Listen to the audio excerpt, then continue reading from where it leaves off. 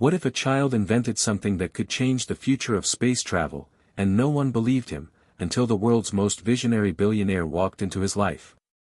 The Texas sky burned bright over the Austin Tech Discovery Fair, a relatively unknown but quietly impressive gathering of innovators, thinkers, and restless minds, held in a high school gymnasium that still smelled like old basketballs and floor wax. Amid the booths of robotic arms, 3D, printed mini-cities, and cardboard volcanoes, a wiry boy named Noah Walker stood behind a folding table cluttered with wires, sensors, and a small, boxy device that buzzed faintly like it was alive.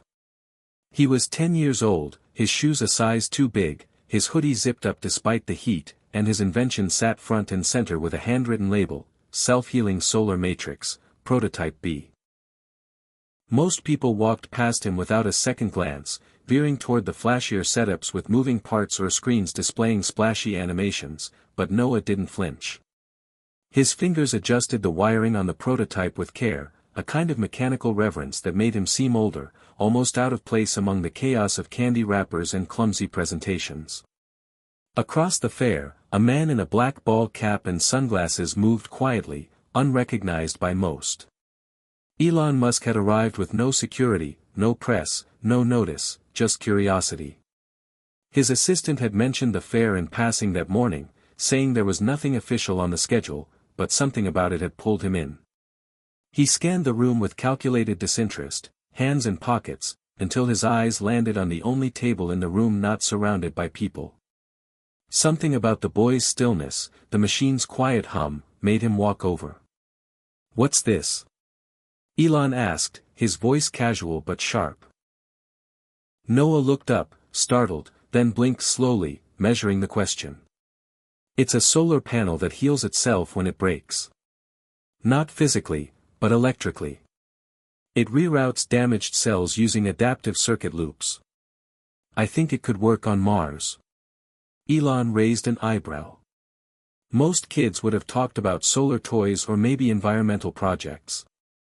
This boy mentioned Mars like it was a backyard. "Does it work?" Elon asked. Noah hesitated. "Not fully. Yet. The interface isn't adapting fast enough under extreme UV simulation." He pointed to a side monitor flashing red. "I need more stable semiconductors, but I had to use old phone screens and some copper wiring I salvaged." Elon leaned in, now fully engaged. "What made you design it like this?" Noah didn't smile. "Because when I watched the footage of Insight's panels dying from dust, I thought, what if we made something that didn't give up so easily?" In that moment, Elon Musk, a man who'd launched rockets, challenged industries, and questioned every convention, felt his chest tighten. It wasn't the tech. It wasn't even the idea. It was the intent. "What's your name?" he asked. "Noah. Noah Walker." Elon nodded. "How old are you?" 10. The prototype suddenly sputtered and beeped, letting out a small pop of smoke from the corner coil. A few kids nearby giggled. A judge raised an eyebrow and jotted something down on a clipboard. Noah's face flushed, but he didn't move. He stood straight, eyes locked on his project, then adjusted a copper strip near the motherboard. The lights flickered back on. "Don't worry," he muttered. "It always does that when it's nervous." Elon almost laughed. Almost. Instead, he pulled a small notebook from his back pocket and scribbled something. "Hit subscribe and leave a comment with where you're watching from," a voice suddenly called out from a nearby YouTuber's booth. This story might just spark a new beginning. What's one thing that always pushes you forward, even when things get tough? The voice faded into the background, but Elon heard it, and oddly, it fit the moment. He looked at Noah again, then at the device. "Do you know who I am?" he asked. Noah shrugged. "You look like Elon Musk. But he probably wouldn't come to a high school gym in a baseball cap." Elon smiled thinly. "Well, he just did." Noah blinked, his mouth opened, then closed. "Oh." Elon leaned forward again. You said the semiconductors were unstable. Have you tried hexagonal boron nitride layering? Noah's eyes widened. I read about that. But it's not available in anything I could afford. Elon nodded. What if it was? Noah swallowed. Then I'd have to redesign the matrix alignment. But it might actually work. Elon tapped his pen once on the table, then tore a page from his notebook. Have your mom call this number. Tomorrow. He paused. No promises. But I'd like to see what you build when you're not limited by broken phones. Noah took the paper with both hands like it was glass. For the first time, he smiled, just a little. Okay. Elon stood back. The room hadn't noticed. No cameras had clicked. No one had gasped. But something irreversible had just happened in a quiet corner of a Texas gym. That night, as Noah and his mother Rachel packed up the wires and parts into a plastic tub, he hesitated before telling her. Mom, he said, voice low. I think Elon Musk wants to help me. Rachel turned, holding a half-empty water bottle and visibly exhausted from a double shift. Help you with what? He held out the notebook page. She read the number, then looked at her son, really looked. His eyes were bright in a way she hadn't seen in months, maybe years. Did something happen today? She asked. Yeah, Noah said, quietly. I think, today might have changed everything. Hit subscribe and leave a comment with where you're watching from. This story might just spark a new beginning. What's one thing that always pushes you forward, even when things get tough? Noah Walker was born in a hospital that had more broken vending machines than working elevators, 2 weeks early and barely 7 pounds, wrapped in a faded blue blanket Rachel Walker had borrowed from the maternity bin because she couldn't afford to bring her own. He didn't cry right away. For a few seconds, the room held its breath as doctors tapped, suctioned, rubbed, then finally, he screamed, not with a whimper but with a full, raw shout, like he'd just realized the world was going to be loud and messy and complicated, and he was already disappointed. Rachel remembered that scream. She said it was the only time in his life he sounded surprised.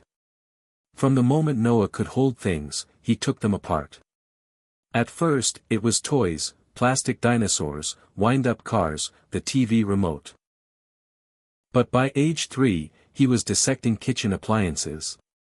Rachel came home once to find the toaster in pieces and Noah cross-legged on the floor, calmly sketching something on the back of a grocery list. I fixed it, he said. It hadn't even been broken. By the time he was 5, he had figured out how to rewire his nightlight to pulse with music from his mom's old phone.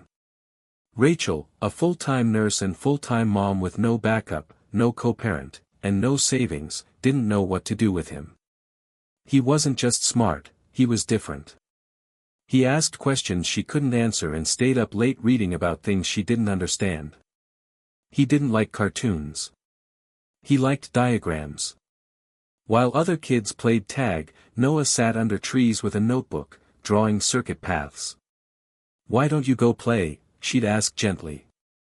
Because nobody out there is interesting, he once replied without a trace of rudeness. Noah wasn't trying to be cold. He just didn't connect with most kids.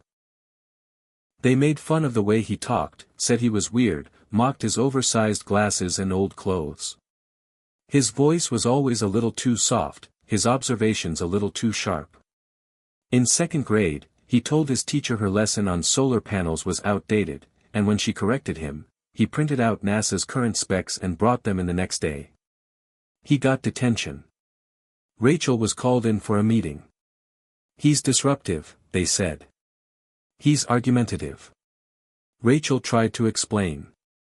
He's not trying to be difficult. He just sees things in his head faster than most people talk. But they didn't want to hear it. He was labeled a behavioral concern. His standardized test scores were off the charts, but no one could figure out what to do with him. Mr. Holden was the first one who actually paid attention. A lanky, slightly awkward STEM teacher with a coffee addiction and a Star Trek lanyard, he noticed Noah lingering in the back of the classroom long after the bell rang. "You know you don't have to leave," he said one day. "I mean, unless you're trying to hide from gym class." Noah blinked. "I don't like sports." "Me neither," Mr. Holden said. "I was allergic to dodgeballs." From that day, something clicked. Mr. Holden started giving Noah extra books, sneakily pushing advanced science material across the desk when no one was looking. When the school system tried to get Noah placed in a discipline-friendly program, Mr. Holden wrote a letter so impassioned it made Rachel cry. He wasn't just defending a student, he was defending Noah's right to be himself. Rachel worked nights, took every holiday shift, and skipped meals when things got tight. She didn't say no when Noah asked for parts, even when it meant pawning old jewelry or canceling Netflix. She believed in him, even when no one else did, even when he failed, even when she didn't understand a word he was saying. They lived in a one-bedroom apartment with paper-thin walls and a couch that doubled as Rachel's bed. Every night, Noah would tinker by the kitchen table with a desk lamp clamped to the edge, while Rachel reviewed patient charts or closed her eyes for 10-minute naps between rounds. She used to dream of becoming a software engineer, but after Noah was born and his father vanished 6 months later, reality hit fast and hard. She took whatever job would pay for diapers, then daycare, then school clothes, until suddenly years had passed and the dreams were still sitting in the drawer with her old laptop. She didn't mind. Not really. Because now her dream was walking around in scuffed-up sneakers, talking about ion transfer and efficiency curves like it was second nature. Noah didn't have many friends, but he didn't seem to need them. He had ideas instead.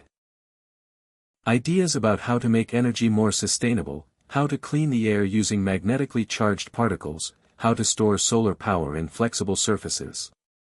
He loved the moon but talked about Mars.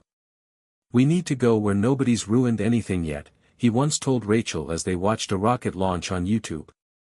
His eyes shimmered in the blue glow of the screen. "There's still time to do it right." Rachel watched him and wondered where it all came from. She had no science background, and Noah's father, well, he had charm, but not much else. He had promised to stick around. He had promised to help. He had promised a lot of things.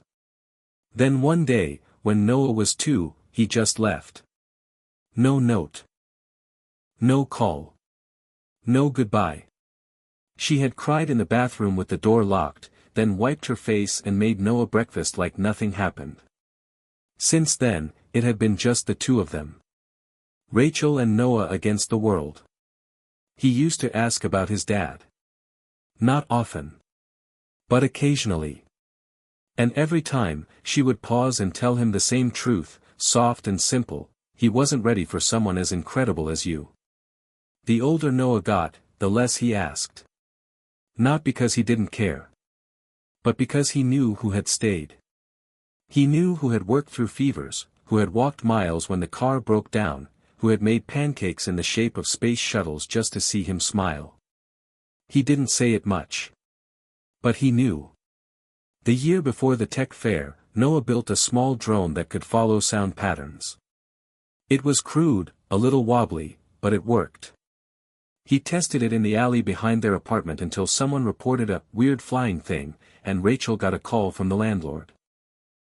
They were almost evicted. Rachel didn't yell. She didn't even sigh. She just unplugged the drone, kissed his forehead, and said, "Next time, let's test it in the park, okay?" That same week, Mr. Holden called with a flyer. A small regional tech fair, open to all ages, no entry fee. "You should enter," he said. "This could be the moment someone finally sees him." Rachel hesitated. She was proud of Noah, always had been, but something about putting him on display scared her. What if people didn't understand him?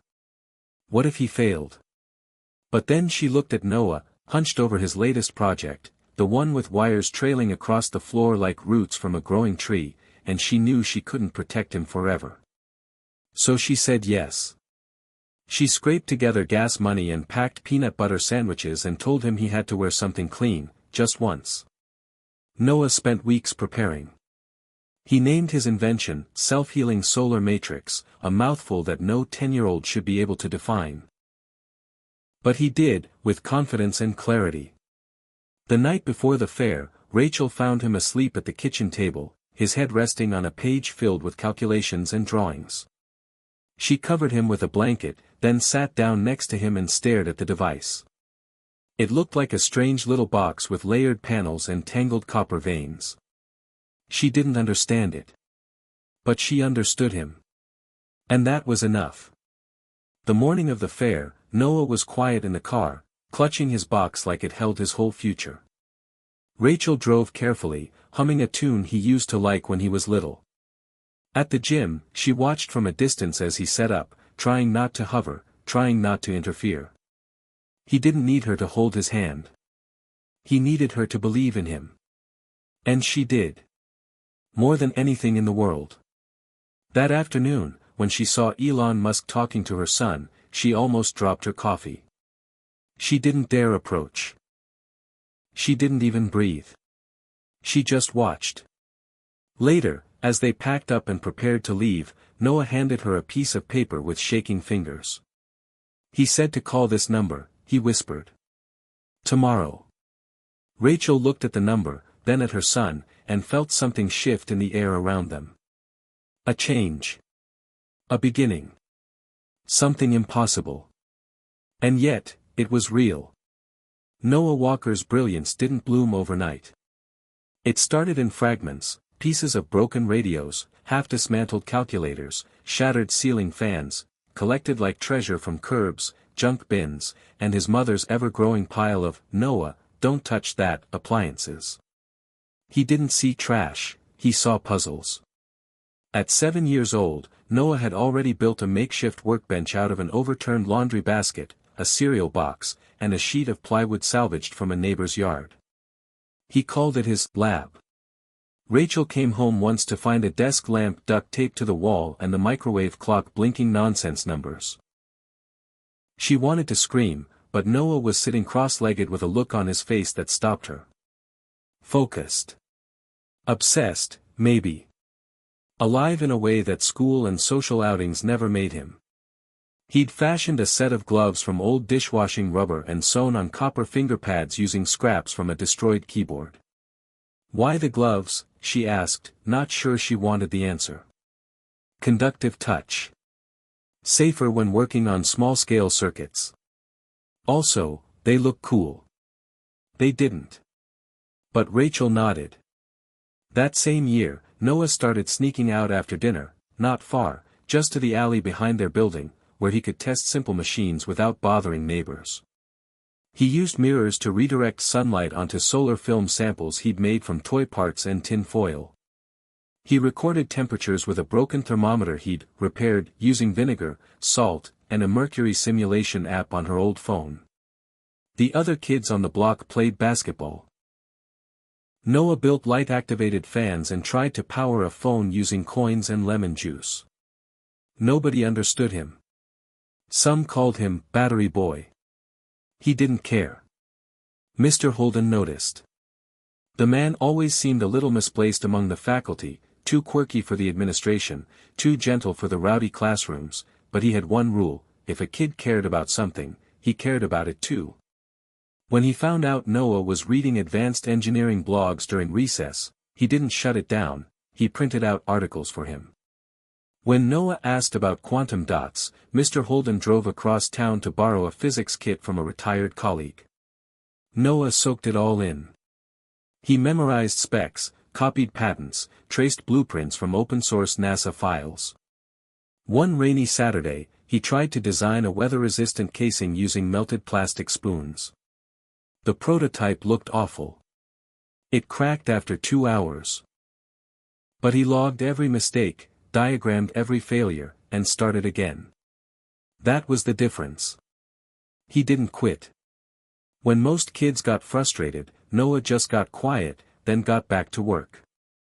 One of the turning points came when Rachel brought home an old solar-powered garden light she'd found at a garage sale for $2. "It doesn't work," she said. "I thought maybe you could fix it or do something." Noah took it apart before she even finished dinner. What he found fascinated him: the solar cell was intact, but the circuit board was corroded. He replaced it using strips of foil, added a repurposed battery from a dead laptop, and rewired the charge controller using parts from a musical greeting card. The light turned on. And then, he added a sensor. It would only activate when the ambient temperature dropped below 65 degrees, a feature he claimed would save energy by adjusting to real-time environmental need. Rachel was stunned. "You did all that, from garbage?" Noah shrugged. "It's not garbage if it works." That light still sat on the windowsill 2 years later, flickering on every cool evening like a small badge of honor. But Noah's ambitions were already reaching farther, higher. Space. That word had become sacred in their apartment, muttered during meals, shouted during video marathons, scribbled in the margins of homework. SpaceX was his favorite subject. He watched Falcon Heavy launches over and over, pausing frames, mimicking countdowns, dissecting every visible component. He'd once written Elon Musk a 3-page letter offering suggestions on how to improve fuel efficiency during atmospheric return. Rachel never mailed it. She wasn't sure where. But Noah kept writing. Kept building. After watching a documentary about dust accumulation on Mars rovers, he got fixated on solar cell failure. He printed diagrams of Martian dust storms, analyzed the angle of solar panels on the Curiosity rover, and scribbled calculations onto napkins and cereal boxes. Then came the idea: crazy, huge, impossible. What if solar panels could fix themselves?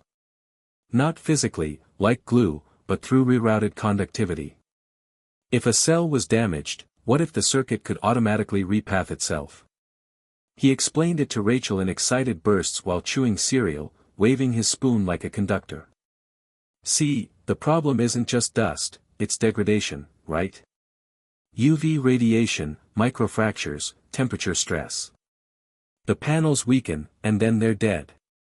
But if we build in redundant micropathways, like blood vessels, then if one section fails, the current flows through another. Not just backup power, but backup infrastructure. A smart panel that adapts." Rachel blinked. "Like a living circuit?" "Exactly."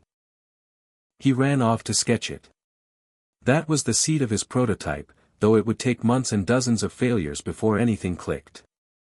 He used copper strips, broken cell phone glass, old solar toys, and conductive tape bought from a discount site in China. The early versions didn't work. Some caught fire. Once, he blew out the apartment's power by accidentally backfeeding a reversed circuit into a wall outlet. Rachel was furious, until she saw how scared he looked. "I didn't mean to," he whispered, shoulders shaking. "I was just trying to make it better." She sat down beside him, heart still racing. "I know. But maybe next time, don't plug things into the wall until I get home." He nodded. The fire department never found out. One day, after weeks of silent tinkering, he brought her a shoe box with a small panel inside. "This one adapts," he said. "I've tested it. It reroutes current when I apply pressure to one section. It's not perfect, but it's real." She turned it over in her hands, unsure of what she was even looking at. "You did this, by yourself?" He nodded. "It's for space. Or anywhere people can't fix things fast enough." Rachel hugged him tightly, the panel still in her hand. "I'm proud of you." He didn't say anything. He just smiled. Mr. Holden saw it next. His eyes lit up as Noah demonstrated the rerouting test. He didn't laugh. Didn't patronize. Just asked questions. Sharp, technical, precise. "You should enter this," he said finally. "There's a regional fair in 2 months. Real judges. Actual engineers. It's not just kids playing with Lego robots. This could be big." Noah hesitated. "What if they don't get it?" "Then you show them why they should." Rachel wasn't sure at first. She worried about cost, about exposure, about disappointment. But Mr. Holden offered to drive if needed. Offered to help print the display. Offered to write the submission form. Eventually, she gave in. "We'll figure it out," she told Noah. "Just promise me one thing." "What?" "Be yourself. Don't try to impress anyone. Just show them what you made." Noah's eyes sparkled. "I can do that." For the next 8 weeks, their apartment became a war zone of wires and notes. Rachel lived among bursts of static and loose screws, soldering fumes and wire trimmings. Noah worked non-stop, redesigning the prototype again and again, each version more refined. He stayed up late sketching data charts, testing variables, and simulating panel fractures with a screwdriver and masking tape. On the night before the fair, he finished the final build, Prototype B. It was sleek, compact, and patched together from parts that should never have worked together. Rachel made grilled cheese and stood over him as he packed it carefully into a foam-lined box. "No matter what happens," she said, "this is incredible." He looked up. "Do you think people will laugh?" "Maybe. But not everyone. And the right people won't." That night, Noah couldn't sleep. He lay awake thinking about all the things that could go wrong. What if the wires disconnected? What if someone broke it? What if he blanked on his words? Rachel sat on the edge of his bed and ran her hand over his hair. "You know what I used to be scared of?" she asked. "Hospitals. The smells, the sounds, the pressure. But then I realized something: helping people is worth the fear." "You're helping people, Noah. Even if they don't see it yet." He nodded, eyes heavy but glowing. The next morning, as they drove to the tech fair with the prototype in his lap and a dream in his heart, he looked out at the endless Texas sky and whispered, almost to himself, "Maybe someone out there will get it." The next morning came quietly, the way big days often do, no thunder or fireworks, just the soft hum of the fridge and the faint sound of traffic rolling past the cracked window of their apartment. Rachel stood at the stove, flipping pancakes that were slightly burned on one side, but Noah didn't notice. He was sitting at the table, eyes locked on the slip of paper Elon Musk had handed him, the digits etched like a secret code. He had barely slept, his mind bouncing between hope and disbelief, replaying the moment over and over, Elon Musk, standing in front of him, asking real questions, giving him that look, not of pity, not of indulgence, but of genuine interest. Rachel poured orange juice into a mismatched cup and slid it in front of him. "You're going to wear a hole in that paper if you stare at it much longer."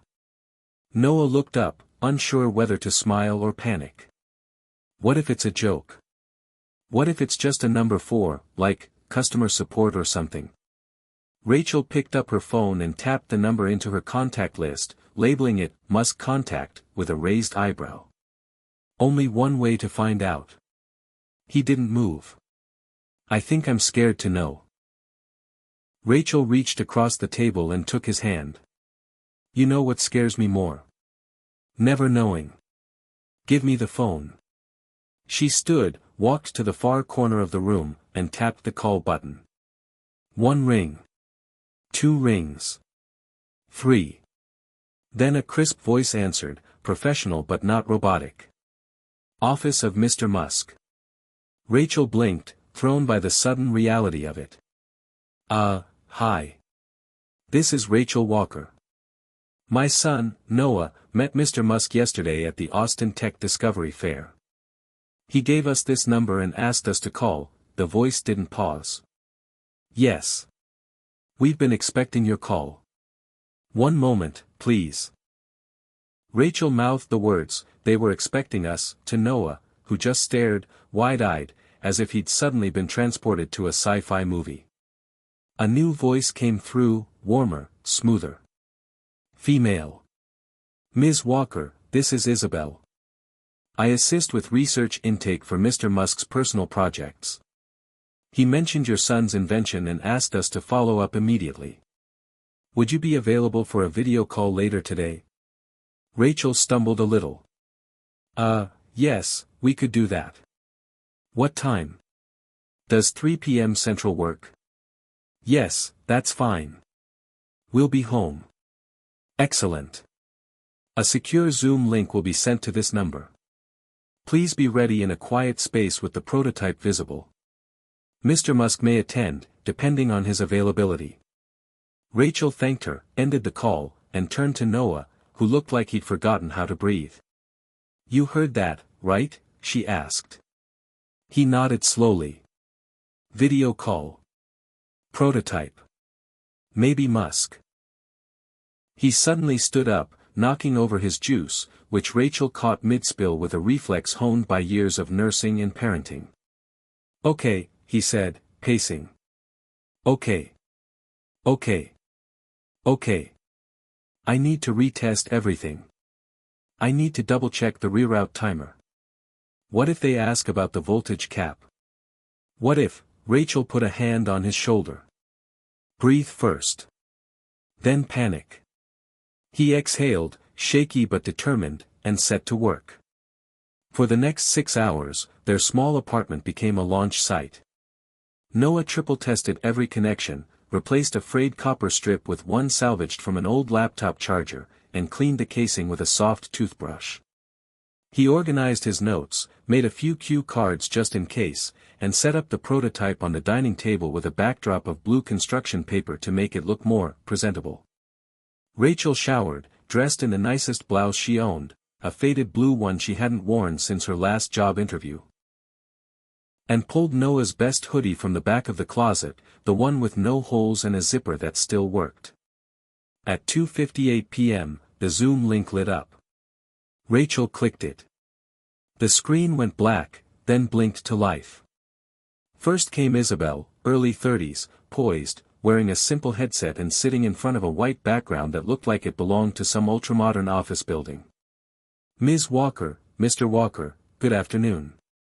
Thank you for taking the call. Thank you for having us, Rachel said, trying to keep her voice calm. Noah gave a small wave. Hi. Isabel smiled. Before we begin, I want to confirm that you're okay with this session being recorded for internal review purposes only. It won't be shared publicly. Rachel nodded. Of course. Isabel clicked something off-screen. Great. We may have a few others joining, including Mr. Musk if his schedule opens up. In the meantime, can you walk me through the prototype? Noah stood, nervous energy radiating from him, and began his explanation. He spoke quickly but clearly, demonstrating how the solar matrix worked, how the adaptive routing activated when one cell was compromised, how the microcontroller monitored performance and optimized circuit flow in real time. Isabel didn't interrupt. She nodded, took notes, asked a few smart questions, and listened intently. Then, about 10 minutes in, another window appeared, and there he was. Elon Musk. Hoodie, slightly unshaven, clearly on a laptop, probably somewhere between meetings, but unmistakable. Rachel's breath caught. Noah froze. Elon smiled slightly. Hey, kid. Didn't scare you off, huh? Noah's mouth opened, but nothing came out. Then, with a nervous gulp, hi. No, you didn't scare me. You gave me a mission. Elon chuckled. Good answer. He leaned forward. So show me the real thing. I want to see it in action. Noah snapped into gear, like flipping a switch. He walked Elon through a live demo, applying pressure to one side of the panel, showing how the circuit automatically rerouted, displaying the voltmeter as it stabilized output even after simulated damage. Elon asked questions, technical ones. About latency. Heat dissipation. Failure thresholds. Noah answered every one, not perfectly, but with clarity and thoughtfulness. He admitted the flaws. Proposed solutions. Never exaggerated. Never faked it. Elon leaned back when it was over. You know, he said, I see a lot of ideas. Most of them are too polished. Yours isn't perfect, but it's real. And it's solving a real problem. Where'd you learn to think like that? Noah shrugged. I don't like when things break. And I don't like giving up. Elon nodded slowly. Good. Giving up is a disease. Don't catch it. He turned to Isabel. Let's set him up with materials. Entry-level grant, hardware access. Start him small. I want to see what he does with actual tools. Isabel made a note. We'll initiate the mentor match program and start procurement requests for specialty components. Rachel blinked. I'm sorry, what does that mean exactly? Elon looked at her directly. It means your son's about to be busier than ever. He'll have access to a team, funding for parts, and a mentor who actually speaks his language. It's not a job. Not yet. It's a chance. Rachel nodded, trying not to cry. Thank you. Elon gave a small wave. Don't thank me yet. The real test's still coming. But he's got the spark. Let's see what he can light up. And with that, his window blinked out. Isabel smiled. We'll be in touch this week with next steps. Noah, you did great. Noah sat down slowly, as if the adrenaline had drained all at once. Did that just happen? Rachel reached over and hugged him. Yes. It did. For a moment, they just sat there in stunned silence. Then Rachel whispered, You're really going to do this, aren't you? Noah nodded slowly. I think I have to. I think I was meant to. Outside, the sky had turned a gentle gold, like the end of something, or maybe the beginning. Rachel stood, walked to the window, and looked out at the world beyond their little apartment. A world that had always felt just out of reach. But now, suddenly, it didn't. Somewhere out there, doors had opened. And inside this tiny living room, a 10-year-old boy with second-hand wires and first-rate dreams had just taken his first step through one of them. The first package arrived 2 days later, dropped at their apartment door like it had fallen from a spaceship. It was huge, easily the size of a mini fridge, and labeled with nothing but a barcode and the small, silvered logo of a falcon in mid-flight. Rachel opened the door and stared at it, heart-thumping, while Noah rushed over barefoot, nearly slipping on a pile of his own schematics. He crouched down, examined the box like it might explode, then carefully peeled away the tape. Inside were tools, real tools, not the dollar store screwdrivers or garage sale soldering irons he was used to, but high-end precision instruments, a digital multimeter that looked like it belonged in a NASA lab, spools of flexible circuit wiring, solar cell samples that shimmered when tilted in the light, and a tablet preloaded with access to a private engineering sandbox server labeled EtherCore. Rachel didn't understand half of it. Noah understood all of it. He spent an hour just organizing the pieces, laying them out on the kitchen table with reverence. The tablet booted instantly, revealing a custom interface that blinked with a single prompt, Welcome, Noah Walker. Prepare to connect with your mentor. He tapped the icon. A video window opened, then buffered, then blinked to life, revealing a man in his early 30s, dark-haired, dark-eyed, seated in what looked like a desert trailer filled with machines. The man grinned. You're Noah. I'm impressed.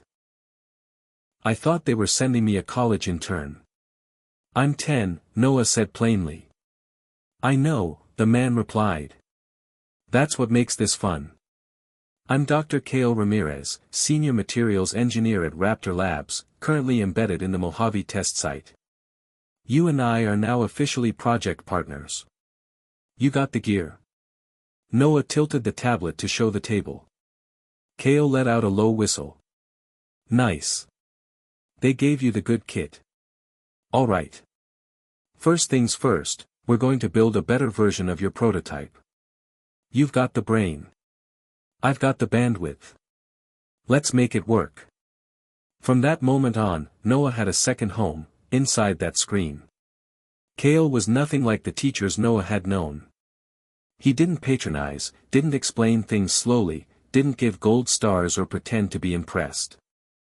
He challenged. He pushed. He corrected mistakes without apology and praised good work with simple, blunt acknowledgement.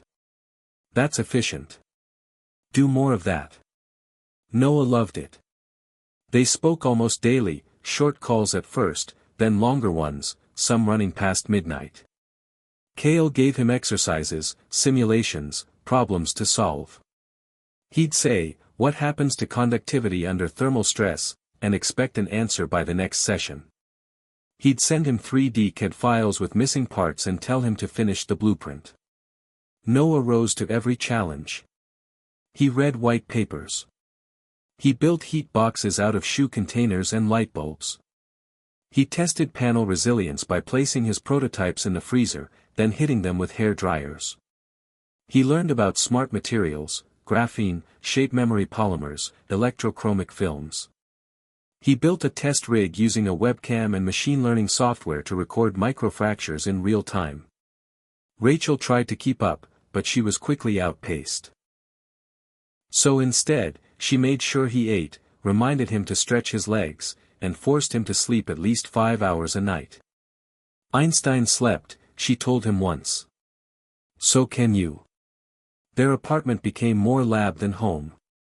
The living room transformed into a hybrid workspace with labeled bins, insulation panels on the windows to control temperature during tests, and a whiteboard filled with equations that no one but Noah and Cale understood. Rachel's nights were spent filling thermoses with soup, cleaning up wires, and pretending not to be terrified. This was all moving so fast. The program sent more packages. More parts. Even a small solar array for his balcony window. Noah's project wasn't just some school experiment anymore, it was real. Tested. Reviewed. His server data was being monitored by junior engineers who left occasional comments. Clean work. Smart adjustment. Unreal solution from a kid. He didn't say much about how that made him feel, but Rachel saw the way he sat taller. The way he started brushing his hair in the morning without her reminding him. Cale started asking deeper questions. Why did you design the reroute delay at 0.8 milliseconds? Because that's the optimal time to detect a fault but not overreact to voltage fluctuation. Good. Now prove it in 3 other materials. Why use multipath redundancy instead of self-repairing polymers? Because polymers are limited by temperature tolerance, and redundancy has no single point of failure. Good. Now find a way to combine both. Cale wasn't easy. But he was fair. He sent videos of failed SpaceX tests to remind Noah that even the biggest brains got it wrong sometimes. He told him stories of when he'd flunked his college heat transfer final, or how one of his early experiments caught fire and set off a lab sprinkler system. Mistakes are where we grow, he'd say. Just don't repeat the same ones. One day, Cale said, "You know Musk's watching your work, right? Not daily. But the reports. The sandbox feed. He knows you're legit." Noah blinked. Why me? I mean, I'm just a kid. Exactly. You haven't learned all the things that tell you something can't be done. You're still open. Still curious. That's rare. Noah didn't respond, but his eyes lit up. That week, he redesigned the entire base of his matrix, switching from copper to flexible conductive mesh made from silver-infused thread, increasing its damage tolerance by 20%. Cale was stunned. You just skipped 6 months of research with that mod. Noah smiled. You told me to think wider. Outside their little lab world, the real world began to take notice. Rachel started getting calls, from journalists, from local tech bloggers, even from a woman at the Austin Chronicle who wanted to write a piece called "The Boy with the Solar Brain." Rachel said no. Not yet. She didn't want Noah's story to become someone else's narrative. Not until he was ready. The program offered to fly them to San Francisco for a demo presentation. It'll be low-key, Isabel promised. Just engineers and project sponsors. Think of it as a technical rehearsal. Rachel hesitated, then said yes. They'd never been on a plane before. Noah packed his prototype like it was gold, wrapped it in layers of foam and bubble wrap, double-taped and labeled "Fragile" in bold red letters. He wore his one-collared shirt, the buttons mismatched but passable. When they arrived at the facility, it was like stepping into another universe. Polished floors. Glass walls. Holographic displays. Engineers in hoodies and sneakers zooming around on scooters. Noah was quiet at first, but once he started presenting, he transformed. He answered questions, demonstrated live tests, and even corrected a sponsor who misunderstood the concept of reroute delay. Rachel watched from the back, tears in her eyes. He wasn't nervous. He was in his element. After the presentation, a thin man in a lab coat walked up and said, "This kid doesn't think outside the box. He doesn't even know there is one." Rachel laughed. He never asked for one. Back home, Noah and Cale began working on version 3.0, a scalable matrix panel that could integrate with smart infrastructure. "Think disaster zones," Cale said. "Think Mars. Think rural clinics off-grid. Your tech could change everything."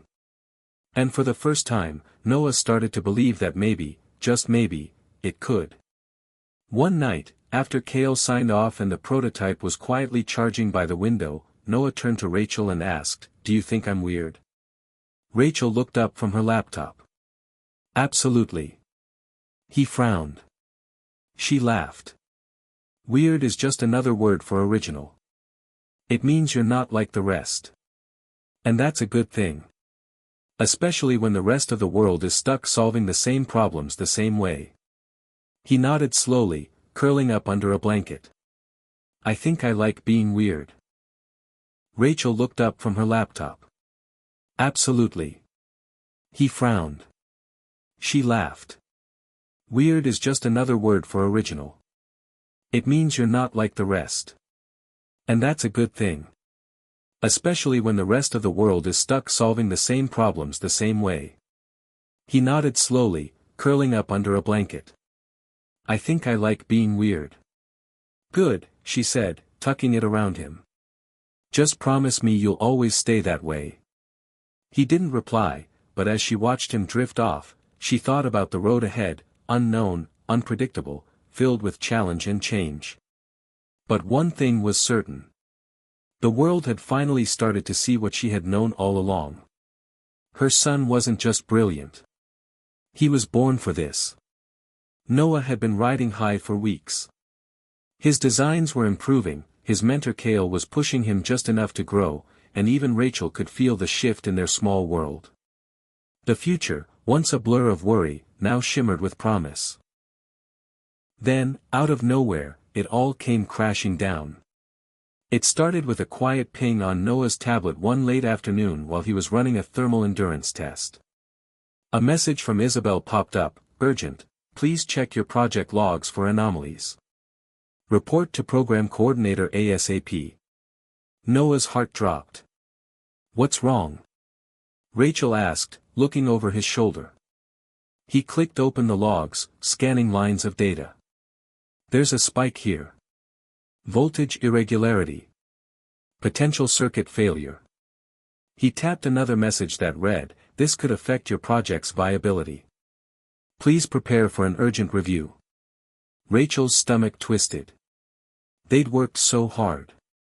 Noah messaged Cale immediately. Minutes later, the call connected, and Cale's face appeared, tense and serious. "We've been flagged for a system integrity issue. They think the latest prototype might be compromised." Noah's mind raced. "But the tests were fine. I ran the diagnostics myself." "I know, kid. But the automated monitoring system saw fluctuations that didn't fit expected parameters. Could be a software glitch. Could be hardware. We need to fix this fast." For the first time, Noah felt that familiar crushing weight, doubt. What if this was the one mistake that undid everything? Over the next 24 hours, they threw themselves into troubleshooting. Rachel stayed up late, making coffee and bringing snacks, while Noah methodically tested every connection, every line of code, every sensor input. Cale stayed on the line, guiding him through layered diagnostic protocols. They traced the problem to the microcontroller firmware. An errant bit was causing the circuit to reset unexpectedly under certain thermal conditions. It was subtle, a tiny flaw hiding deep in the logic. Noah rewrote the code, then simulated stress tests under Cale's watchful eye. Slowly, confidence returned. But then came another blow, an email from Isabel saying the review panel wanted a demonstration within 48 hours. They want a live test to verify the fix, Isabel explained. No room for error. Noah's hands trembled as he prepared. Rachel stayed by his side, whispering encouragement. You've got this. Remember Musk's words, don't catch the giving up disease. The day of the demo arrived with an oppressive gray sky. Noah set up his equipment carefully, double-checked connections, and calibrated sensors. The Zoom window filled with faces, experts, engineers, sponsors. Elon Musk's face appeared too, giving a faint nod. Noah began the test. The solar cells were exposed to simulated damage, circuitry rerouted, voltage monitored.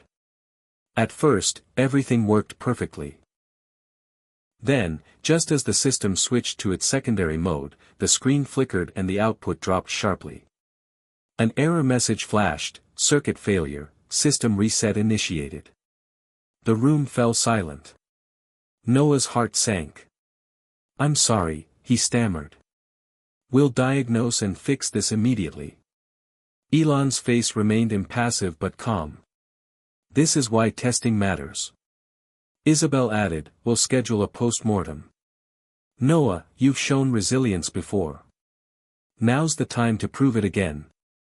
The call ended, leaving Noah staring at his failed project. Rachel sat beside him, taking his hand. You're not a failure. This is just a bump. Noah shook his head. It feels like a landslide. For days, the program was quieter. Emails were less frequent. The sponsorship discussion stalled. Noah felt isolated, questioning whether he had what it took. Cale's voice on the phone was softer now. Noah, remember when my experiment caught fire? I thought I was done. But I kept going. This isn't the end. But what if it is? Noah whispered. Then, one evening, Isabel called with unexpected news. The review panel voted to continue funding, but with conditions. You'll have access to a senior engineer to assist full-time, and a revised project timeline. It's a second chance. Relief mixed with pressure. The stakes were higher. Noah and Cale doubled down. They redesigned the circuitry for better fault tolerance, incorporated redundant safety protocols, and wrote new firmware with multiple fail-safes. Testing became grueling, relentless. But every small success rebuilt Noah's confidence. Rachel noticed subtle changes. Noah was quieter, more introspective, but also more determined. One night, after a successful 12-hour stress test, he looked at Rachel and said, I'm scared, Mom.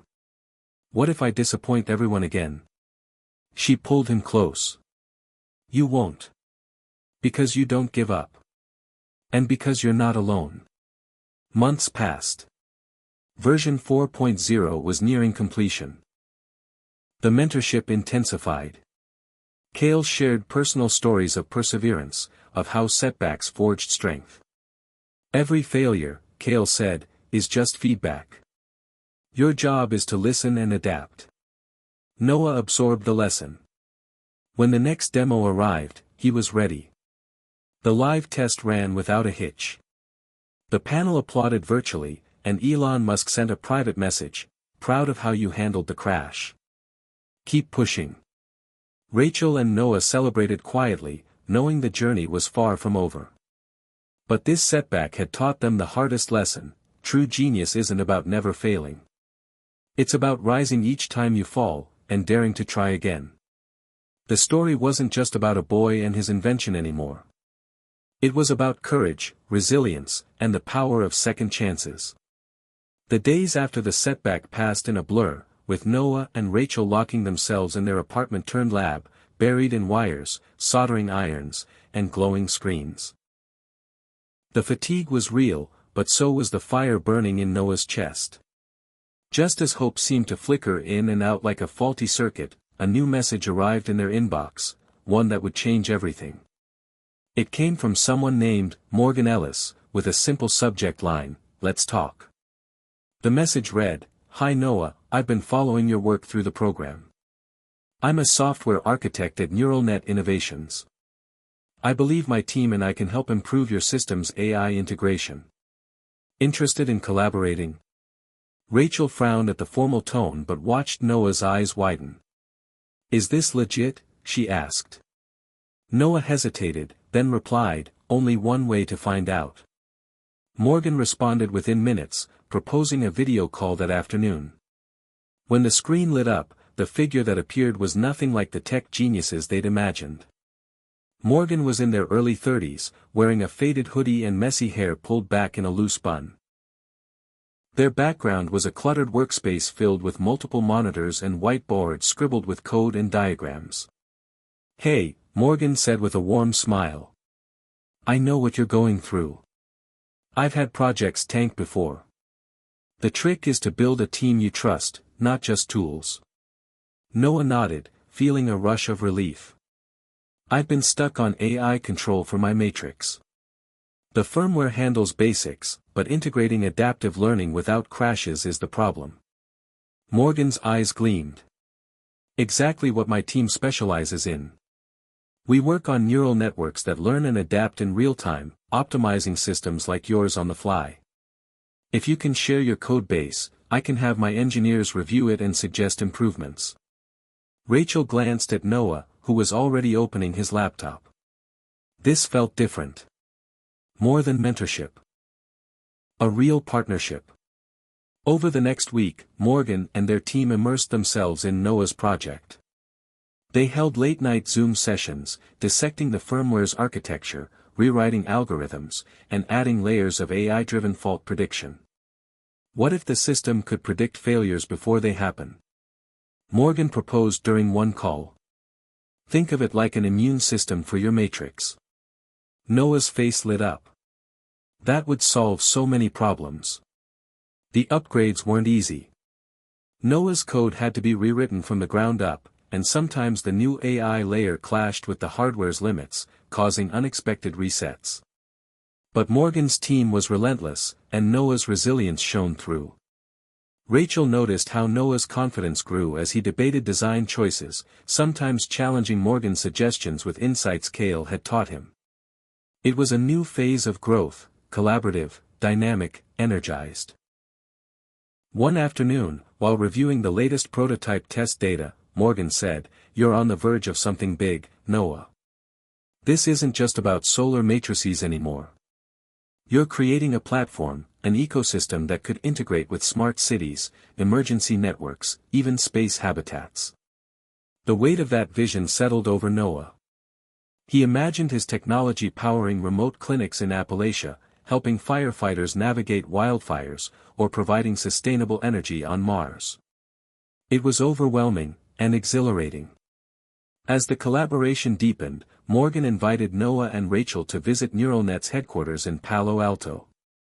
"Come see the real playground," Morgan joked. "You'll meet the team, check out the AI supercomputers, and get a feel for how we think." The invitation was a lifeline. Rachel hesitated at first. Flying across the country with a 10-year-old who was already stretched thin was daunting. But Noah was insistent. "I want to see where my code lives," he said. "I want to be part of something bigger." Rachel agreed. When they arrived, the building was a sleek glass tower humming with quiet energy. The engineers welcomed Noah like one of their own, marveling at the young prodigy with the groundbreaking solar matrix. Noah toured the AI labs, touching servers cooled by liquid helium, watching neural networks train on massive datasets, and speaking passionately about his vision. Morgan introduced Noah to their lead engineer, Priya, a soft-spoken woman with sharp eyes and a contagious enthusiasm for code. "We've integrated your matrix's data feed into our predictive models," Priya explained. "This allows your system to adapt to environmental changes instantly, rain, dust, temperature swings, all in real time." Noah's mind spun with possibilities. He and Priya stayed late into the night, sketching new architectures, running simulations, and pushing the boundaries of what his prototype could do. Back at the hotel, Rachel saw a different side of her son, less anxious, more focused, confident and glowing with purpose. But the trip wasn't without its challenges. On the third day, a major power outage struck the building, cutting off access to key servers mid-demo.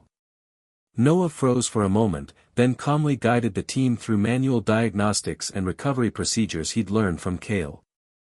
His quick thinking impressed the engineers and deepened his sense of belonging. The day after the outage, Morgan pulled Noah aside. "That's the kind of leadership we need," they said. "You're not just a coder, you're a problem solver. And that's rare at any age." The visit ended with a promise. NeuralNet would fund a dedicated cloud environment for Noah's project and provide ongoing AI expertise. Back home, the new partnership invigorated the entire program. With Kale's materials science expertise and Morgan's AI brilliance, Noah's solar matrix was evolving faster than ever. But as momentum built, so did the pressure. The review panel scheduled a high-profile demonstration with Elon Musk himself, set for 3 months later. The event was intended to showcase Noah's progress and justify continued funding. Rachel felt the weight of expectations pressing down on her son. "Remember," she said gently one evening, "you're doing this because you believe in your work, not to prove anything to anyone else." Noah nodded but confessed his nerves. "What if I mess up again?" "Then you get up and try again. That's the whole point." The clock ticked down. Days blurred into nights. Noah balanced schoolwork, engineering sprints, and video calls with his mentors and Morgan's team. His world was a whirlwind of code, circuits, and dreams. Rachel kept a calendar pinned on the wall, marking milestones, testing phases, and reminders to breathe. The breakthrough came when Noah and Morgan co-developed an AI subroutine that allowed the solar matrix to autonomously recalibrate its energy flow in response to shifting sunlight angles and panel damage. The system could now predict when panels would fail and reroute power seamlessly, without human intervention. Testing showed a 40% efficiency improvement and a dramatic drop in system downtime. When Noah presented the update to Kale over video call, Kale smiled proudly. "You're becoming the engineer I hoped you'd be, curious, fearless, and creative." The night before the big demo, Rachel stayed up with Noah, watching him run last-minute diagnostics. "Noah," she said softly, "no matter what happens tomorrow, you've already made history. You're showing the world what it means to never give up." Noah smiled tiredly. "Thanks, Mom. I just want to make a difference." The day of the demo was electric. The virtual audience included leading engineers, investors, and Elon Musk himself. Noah's fingers danced over the controls as he guided the audience through the system's capabilities. When the solar matrix autonomously adjusted during a simulated panel failure, rerouting power flawlessly, the room erupted in applause. Elon Musk's smile was wide. "This is just the beginning.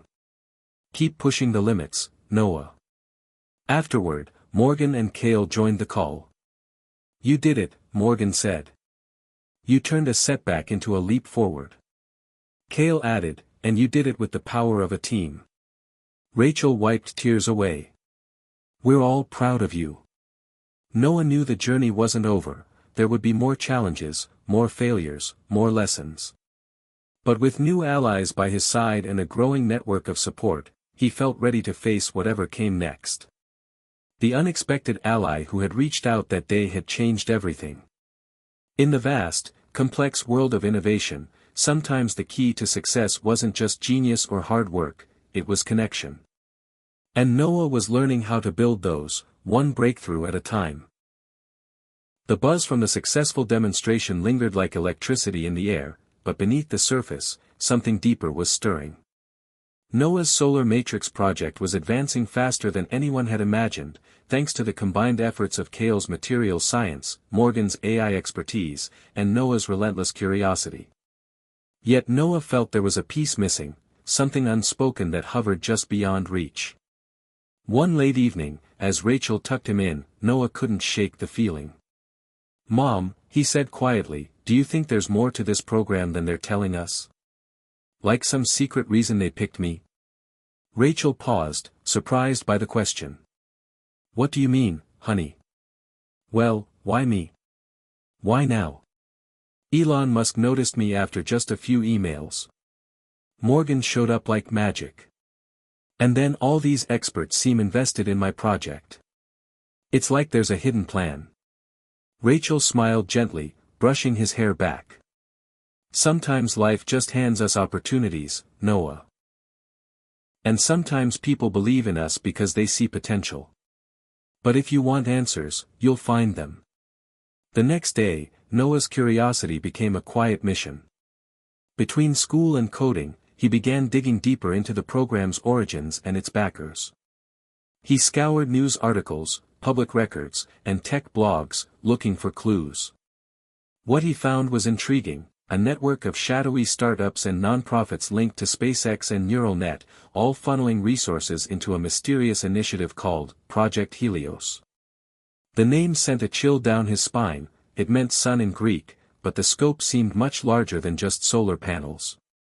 One evening, while reviewing documents Morgan had shared, Noah stumbled across a confidential folder titled Helios, Strategic Overview. It was locked behind multiple firewalls, but Morgan's team had given him limited access for collaboration. With pounding heart, Noah opened the file. Inside was a detailed plan to develop scalable, self-sustaining energy systems for remote colonies, on Earth and beyond. The documents referenced upcoming missions to Mars, lunar bases, and even orbital habitats that would rely on next-generation solar matrices with adaptive AI.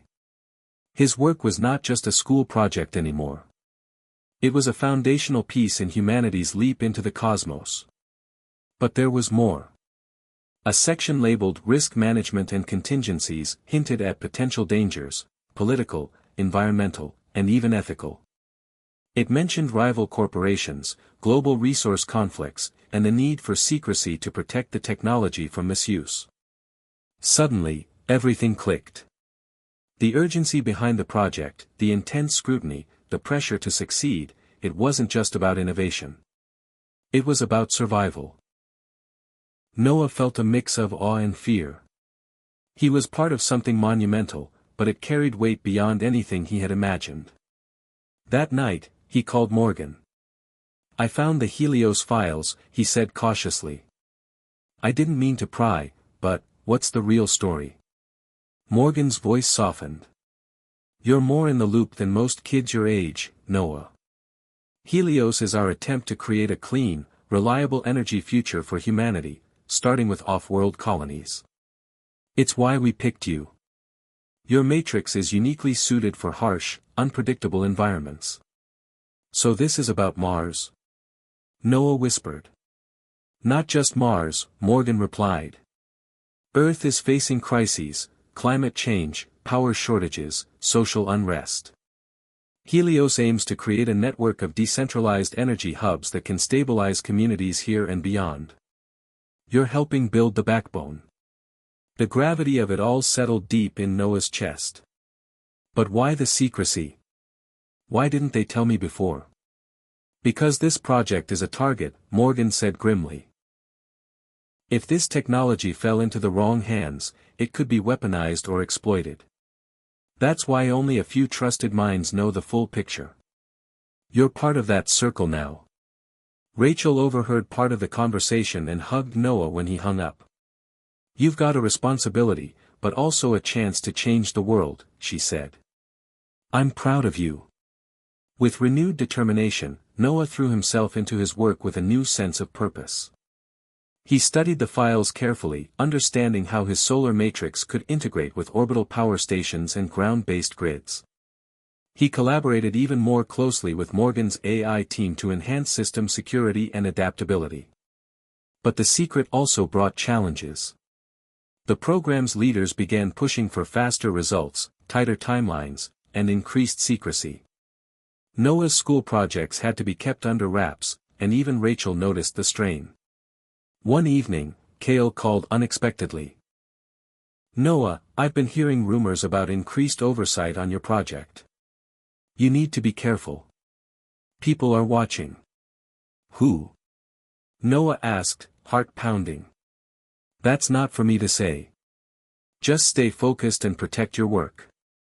The warning lingered like a shadow. Then, one day, while running a routine test, Noah detected unauthorized access attempts in the system's logs. Someone was trying to breach his prototype's control interface. He alerted Morgan immediately. "We've got a potential hack," Morgan said. "I'm deploying countermeasures, but you need to be vigilant." The threat wasn't just theoretical. A week later, their lab computers were hit with a coordinated cyber attack designed to corrupt data and disable the matrix remotely. Noah watched in horror as the system faltered, lights flickering and readings spiking dangerously. Rachel and Morgan worked frantically alongside him to isolate the breach and restore security protocols. It was a brutal reminder that their project was more than a scientific experiment, it was a battleground. In the days that followed, Noah reflected deeply.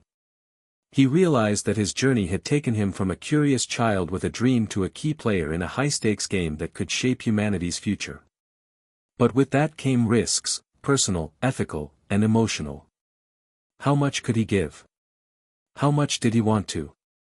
One night, as he sat alone under a sky full of stars, Noah whispered a promise to himself: "I won't let fear stop me. I'll protect what matters.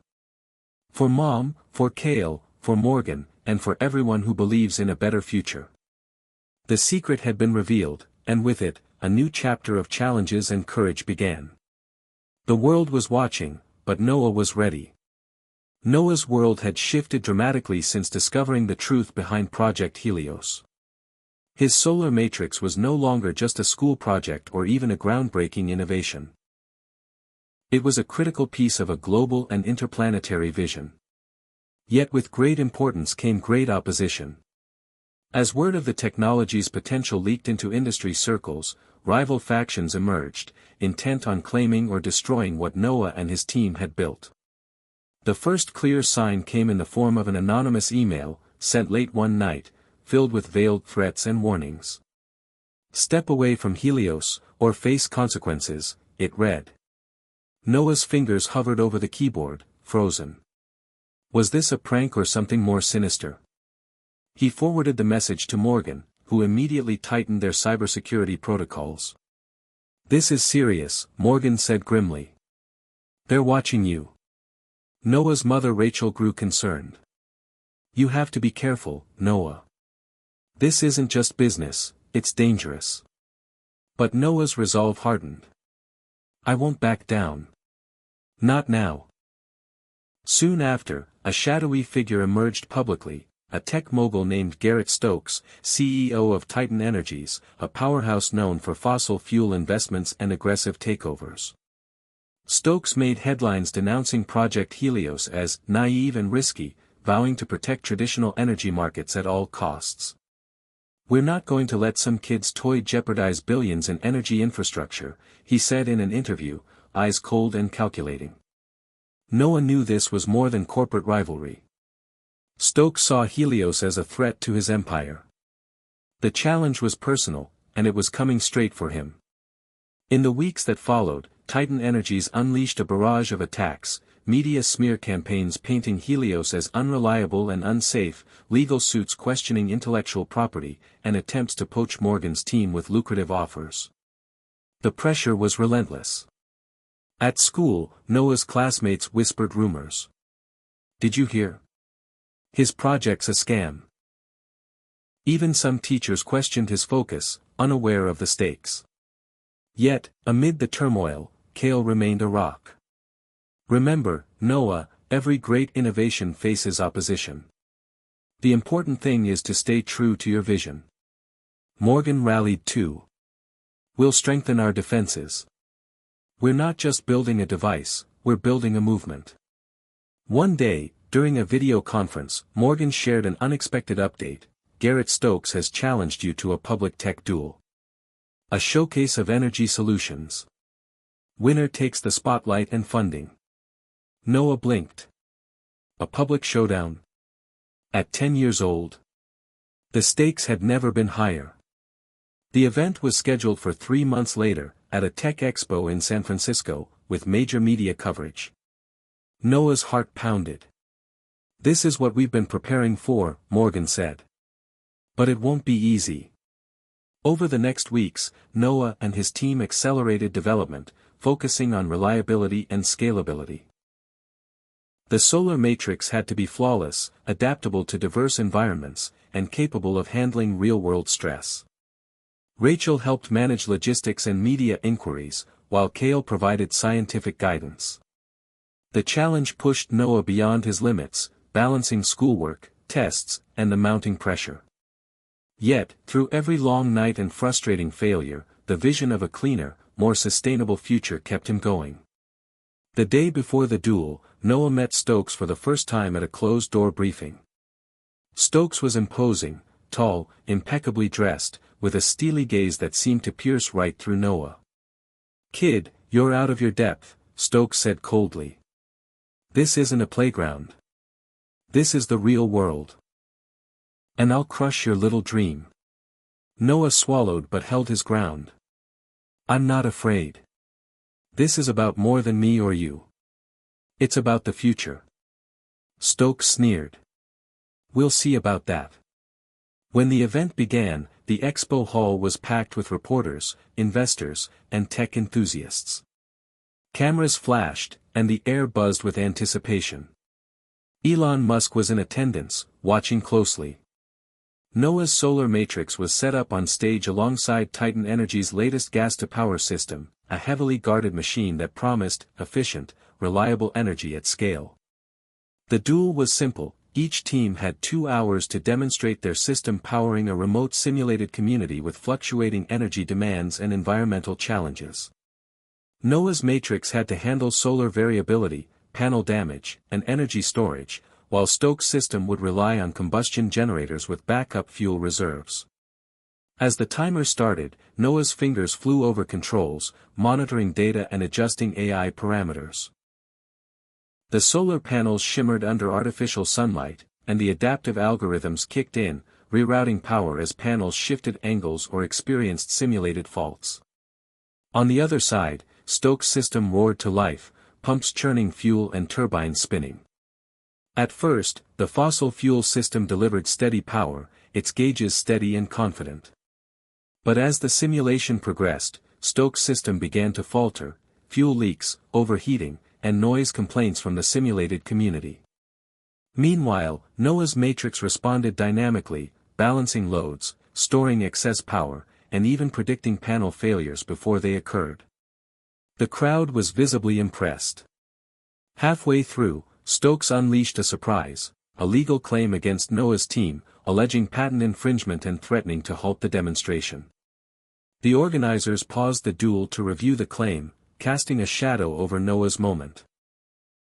Morgan stepped forward, presenting airtight evidence disproving the allegations, tracing the original patents back years before Titan Energies had even started. The organizers resumed the duel, the tension palpable. As the simulation entered its final phase, a sudden storm that would disrupt solar output, Noah's matrix activated its AI-driven failover system. Backup energy reserves kicked in seamlessly, maintaining uninterrupted power. Stokes' system, reliant on finite fuel reserves, began to sputter. The crowd erupted in applause as the solar matrix outperformed expectations. Elon Musk stood, nodding with approval. "This is the future," he declared. After the duel, Stokes retreated, his empire's grip shaken. Noah's victory was more than a personal triumph, it was a symbolic win for clean energy and innovation. Reporters swarmed Noah, eager for interviews. "How did you do it?" one asked. Noah smiled tiredly. "By never giving up, and by believing that the future can be better." Backstage, Cale embraced him. "You showed the world what resilience looks like." Morgan clapped him on the back. "And remember, this is just the beginning." Rachel held back tears, proud beyond words. Noah had faced the rival's challenge and emerged stronger. Yet he knew that Stokes and others would keep coming. The fight for a sustainable future was far from over. But with allies like Cale and Morgan, and the power of his own determination, Noah was ready to meet whatever came next. In that moment, beneath the flashing lights and roaring applause, a 10-year-old genius understood that the true challenge wasn't winning duels, it was changing the world. Hit subscribe and leave a comment with where you're watching from. This story might just spark a new beginning. What's one thing that always pushes you forward, even when things get tough? After the public showdown with Garrett Stokes, Noah's life shifted once again. The victory had thrust him into the spotlight, making him a symbol of innovation and hope, but it also painted a target on his back. News outlets followed his every move, investors reached out with offers, and social media buzzed with both praise and skepticism. Amid this whirlwind, Noah felt the familiar tug of loneliness. Despite the team around him, the weight of responsibility was enormous for a 10-year-old. One afternoon, while working late in the lab with Morgan and Cale, the doorbell rang unexpectedly. Rachel opened it, revealing a tall, confident woman in her early 40s with sharp eyes and a warm smile. "Hi, I'm Dr. Emily Harper," she said, extending a hand. "I work with the Department of Energy's Advanced Technologies Division. I've been following your project, and your recent duel."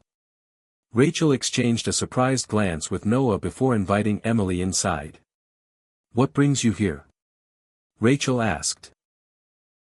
Emily's gaze shifted to Noah, who sat quietly at the table, scribbling calculations. "I'm here because you have something special, Noah. Your solar matrix is not just an invention, it's a breakthrough that aligns with some of our most ambitious goals. The government is interested in partnering to accelerate its development and deployment." Noah looked up, heart racing. The idea of working with the government felt both exciting and intimidating. Emily continued, "I know you've faced opposition from powerful corporate interests. Our department wants to support you and help protect your work from those who would undermine it." Morgan exchanged a cautious glance. "That sounds promising, but we need to understand the terms. We've been burned before by offers that come with strings attached." Emily nodded. "Absolutely. Transparency is key. We want to provide resources, expertise, and security, but we also respect your team's autonomy. Think of us as an ally, not a controller." Over the next few weeks, Emily became a regular presence in the lab. She brought in additional scientists and engineers, opening doors to government facilities for advanced testing. With their help, Noah's solar matrix evolved faster than ever. New materials improved efficiency, AI algorithms adapted to more complex environments, and safety protocols hardened. Yet, despite the progress, Noah remained vigilant. The shadows of rival corporations hadn't disappeared. He asked Emily one day, "How can I be sure you're really on my side?" Emily smiled. "I don't expect blind trust, Noah. But I can show you what we've done to protect other projects like yours, and you'll have access to classified threat intelligence. Your safety and your project's integrity are our top priorities." One evening, while reviewing new test data, Emily shared a startling revelation. "We've detected increased cyber activity targeting your matrix. Not just from Titan Energies, but from foreign entities interested in energy technology." The stakes were higher than Noah had imagined. This wasn't just a corporate battle anymore, it was international espionage. Rachel hugged Noah tightly. "We're in this together, sweetheart." With Emily's help, the team implemented advanced encryption and launched countermeasures to detect and thwart attacks in real time. The lab became a fortress of innovation and defense. But Emily's presence brought unexpected benefits beyond security. She mentored Noah, sharing stories of her own struggles as a young scientist breaking barriers. "Never underestimate the power of persistence," she told him one afternoon. "And remember, no matter how bright your idea, it takes a team to bring it to life."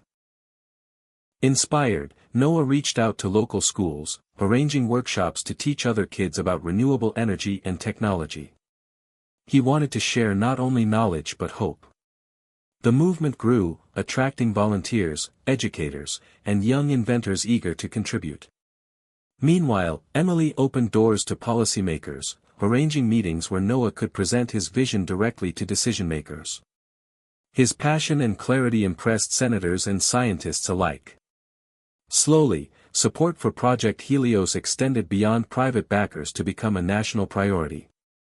Yet, challenges remained. At a high-profile conference, Stokes reappeared, launching a verbal attack on Noah's partnerships with the government. "This kid's project is now a pawn in a political game," Stokes sneered. "Beware of government control masquerading as support." The confrontation was tense, but Noah's confidence had grown. "Collaboration is the key to progress," he replied firmly. "When people come together with shared purpose, innovation can thrive." That night, Emily pulled Noah aside. "You handled that well. Remember, you're shaping not just technology, but the future of leadership." Days later, Emily invited Noah and Rachel to tour a secret government lab focused on space habitats. "This is where your matrix could make the biggest difference," she explained. Walking through the gleaming corridors and experimental modules, Noah imagined his solar matrix powering distant colonies on Mars or the Moon. The vision felt tangible, within reach. As the months passed, Noah's network of allies expanded. Industry leaders, scientists, educators, and policymakers joined forces to support the Helios initiative. Despite ongoing threats and skepticism, momentum built steadily. One afternoon, Emily brought news of a breakthrough. The government was ready to fund a pilot program deploying Noah's solar matrix in a remote Alaskan village that struggled with power reliability. It was a real-world test on Earth, a crucial step before off-world applications. The entire team celebrated. Noah felt a surge of pride mixed with responsibility. The project was no longer theoretical, it would soon impact real lives. However, just as hope blossomed, a new challenge arose. Rumors circulated of a covert operation aiming to sabotage the Alaskan deployment, fueled by interests threatened by Helios' success. Emily urged caution. "We'll increase security and monitor closely. But stay ready." One quiet evening, as Noah studied under the lab's soft lights, his tablet buzzed with an urgent message from Emily: "We have a breach at the Alaskan site. Potential physical tampering detected." Panic surged. Noah immediately coordinated with Cale and Morgan to analyze data streams and support the response team. Rachel called emergency contacts in Alaska, hoping for updates. Hours passed with no clear answers, the tension unbearable. Then, a breakthrough. Surveillance footage showed masked intruders attempting to disable solar panels and disrupt communication lines. Security teams intervened, but the incident shook everyone. Noah realized the battle for Helios was not just technical but personal, and that every advance invited resistance. Determined, he addressed the team the next day. "We can't let fear stop us. This is why we fight, to protect the future. We'll strengthen defenses and push forward." Emily agreed. "You've already proven your courage and leadership. Together, we'll face whatever comes." The unexpected ally had become more than a partner, she was a mentor, protector, and friend. Her belief in Noah and his vision reinforced his own. As days turned into weeks, the Alaskan pilot program resumed with enhanced security and community involvement. The village residents embraced the new system, marveling at the clean, steady power it provided. Noah connected with them through video calls, hearing their stories and hopes. In their smiles and gratitude, he found renewed purpose. One evening, as the aurora borealis danced above the village, Noah sat with Emily on a balcony overlooking the city. "This journey has been wild," he said quietly. "I never imagined all this would happen." Emily smiled warmly. "You're still just a kid, but you've already changed the world in ways most adults never do. Remember to take moments for yourself, too."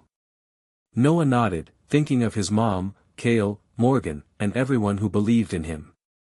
The path ahead was long and uncertain, but with allies like Emily and the strength of his own heart, he was ready. Together, they would light the way. One solar ray at a time. The success of the Alaskan pilot was a beacon of hope, but Noah knew the real test was just beginning. With Project Helios gaining traction, the world's eyes were on him, and so were darker forces intent on stopping progress. One chilly morning, as sunlight filtered through the lab windows, Morgan's voice cut through the quiet. "Noah, you need to see this." On the screen was an urgent alert: a major solar flare predicted to strike Earth within the next 72 hours. The timing was no coincidence. Experts feared the flare could disrupt satellites, communications, and electrical grids worldwide. Emily appeared on a video call moments later, her expression grave. "This flare could cripple energy infrastructure for days or weeks. We have to act fast. Project Helios could be the key to maintaining power in affected areas." Noah felt the weight of the moment settle on his shoulders. The solar matrix wasn't just a breakthrough anymore. It was potentially humanity's lifeline. The team sprang into action. Cale recalibrated algorithms to optimize the matrix's response to solar radiation interference. Morgan coordinated logistics to deploy portable units to vulnerable locations. Emily liaised with government agencies and emergency responders to prioritize sites. As the countdown began, Noah's mind raced with technical challenges and moral questions. Could their technology hold up under such extreme conditions? Would communities relying on Helios be safe? Time was slipping away, and failure wasn't an option. That night, Noah sat with Rachel, sharing the news. "I'm scared," he admitted. "What if we can't protect everyone?" Rachel squeezed his hand. "You're brave, Noah. And you're not alone. Remember, hope is a powerful force." The next day brought the first wave of deployment. Portable solar matrix units were sent to hospitals, communication hubs, and remote communities in the path of the flare. Noah monitored every system, heart pounding as sensors tracked fluctuations in solar activity. Suddenly, the flare hit. Satellites flickered, power grids faltered. But the solar matrices held steady, their adaptive AI compensating for interference, rerouting energy with precision. News outlets broadcast live updates: Project Helios technology maintaining critical power during unprecedented solar storm. The world watched in awe. Yet, the race wasn't over.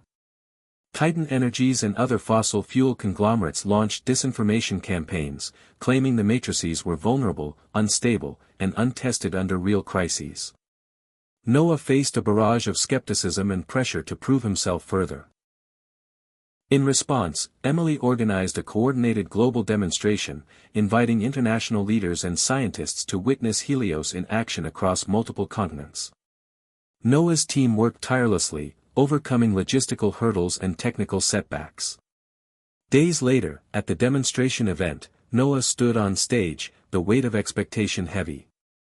He began, "We face challenges unlike any before: climate change, energy scarcity, natural disasters. Project Helios is our answer: clean, resilient, and adaptable energy for all." The live feed showed scenes from affected regions, where Helios units powered emergency services, homes, and schools without interruption. Applause echoed as the demonstration concluded successfully. However, behind the scenes, new threats emerged. Cyber attacks intensified, and sabotage attempts grew bolder. One night, a power surge hit the lab, disabling critical systems temporarily. Morgan and Cale worked through the night to restore operations, tracing the attack to sophisticated hackers linked to rival interests. Noah felt frustration and fear, but Emily's steady presence reminded him, every barrier you face is a sign that you're on the right path. Stay vigilant. As the flare's effects subsided, Noah reflected on the lessons learned, the importance of collaboration, resilience, and innovation. He knew the race against time was far from over. But with each challenge met, the vision of a sustainable, powered world grew clearer. Together with his allies, Noah prepared for the next phase, scaling Project Helios beyond Earth, where the stakes would be even higher, and the future depended on a young genius's unwavering spirit. The success of the solar flare response had catapulted Project Helios from promising innovation to an indispensable asset in the global energy landscape. Yet Noah knew that Earth was only the beginning. His mind constantly drifted to the stars, the endless expanse beyond the blue sky. Elon Musk's early encouragement echoed in his thoughts, reminding him of the ultimate frontier. The time had come to take Project Helios beyond Earth's horizon. Emily arranged a high-level meeting with NASA representatives, commercial space companies, and international space agencies. The goal, to explore how Noah's solar matrix could power habitats on the Moon, Mars, and beyond. The stakes were astronomical, literally. Space colonies would rely on efficient, sustainable energy sources to survive the harsh environments and long isolation. The meeting was held at a sleek space technology conference center in Houston. Noah, now more confident in his role as a young innovator, presented the solar matrix's potential applications in space. Our technology can adapt to extreme environments, regulate energy flow despite solar variability, and provide a stable power grid where none exists, he explained. The room was filled with scientists, engineers, and astronauts, all listening intently. Cale, who had joined the discussion as Noah's scientific advisor, elaborated on the matrix's capabilities. By integrating advanced AI and modular solar panels, the system can self-repair minor damages and optimize power distribution without human intervention. This autonomy is crucial for off-world applications where maintenance opportunities are limited. Elon Musk, present as an observer, nodded thoughtfully. If we want to build a sustainable civilization on Mars, energy is the foundation. Noah's work is exactly the kind of breakthrough we need. Over the following months, Noah's team collaborated closely with space agencies. Emily secured funding to develop a prototype designed specifically for extraterrestrial conditions. The lab buzzed with excitement as engineers worked on materials that could withstand intense radiation, temperature extremes, and micrometeorite impacts. Rachel supported Noah tirelessly, managing logistics and media relations. Morgan fine-tuned the AI algorithms to anticipate space-specific challenges, such as dust storms on Mars that could obscure sunlight for days. Cale delved into simulations of solar matrix performance on the Moon's surface, where 2-week-long nights posed unique obstacles. One crisp autumn evening, Noah stood outside the lab, gazing at the starry sky. The vastness of space seemed both intimidating and inviting. "I never imagined I'd be part of something this big," he said quietly to Rachel. She smiled, wrapping an arm around him. "You're doing more than just imagining, you're making it real." The first prototype, dubbed Helios X, was completed after months of rigorous testing. It was compact, lightweight, and equipped with reinforced panels that shimmered with a futuristic gleam.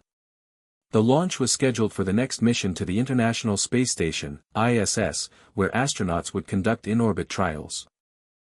The day of the launch arrived with a flurry of activity. Noah and his team watched from mission control as the rocket soared into the sky, carrying Helios X into orbit. The tension was palpable. This was the moment when dreams met reality.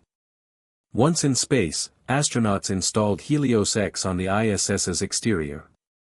Initial tests showed promising results. The matrix generated consistent power despite the station's orbit-induced day-night cycle and radiation exposure.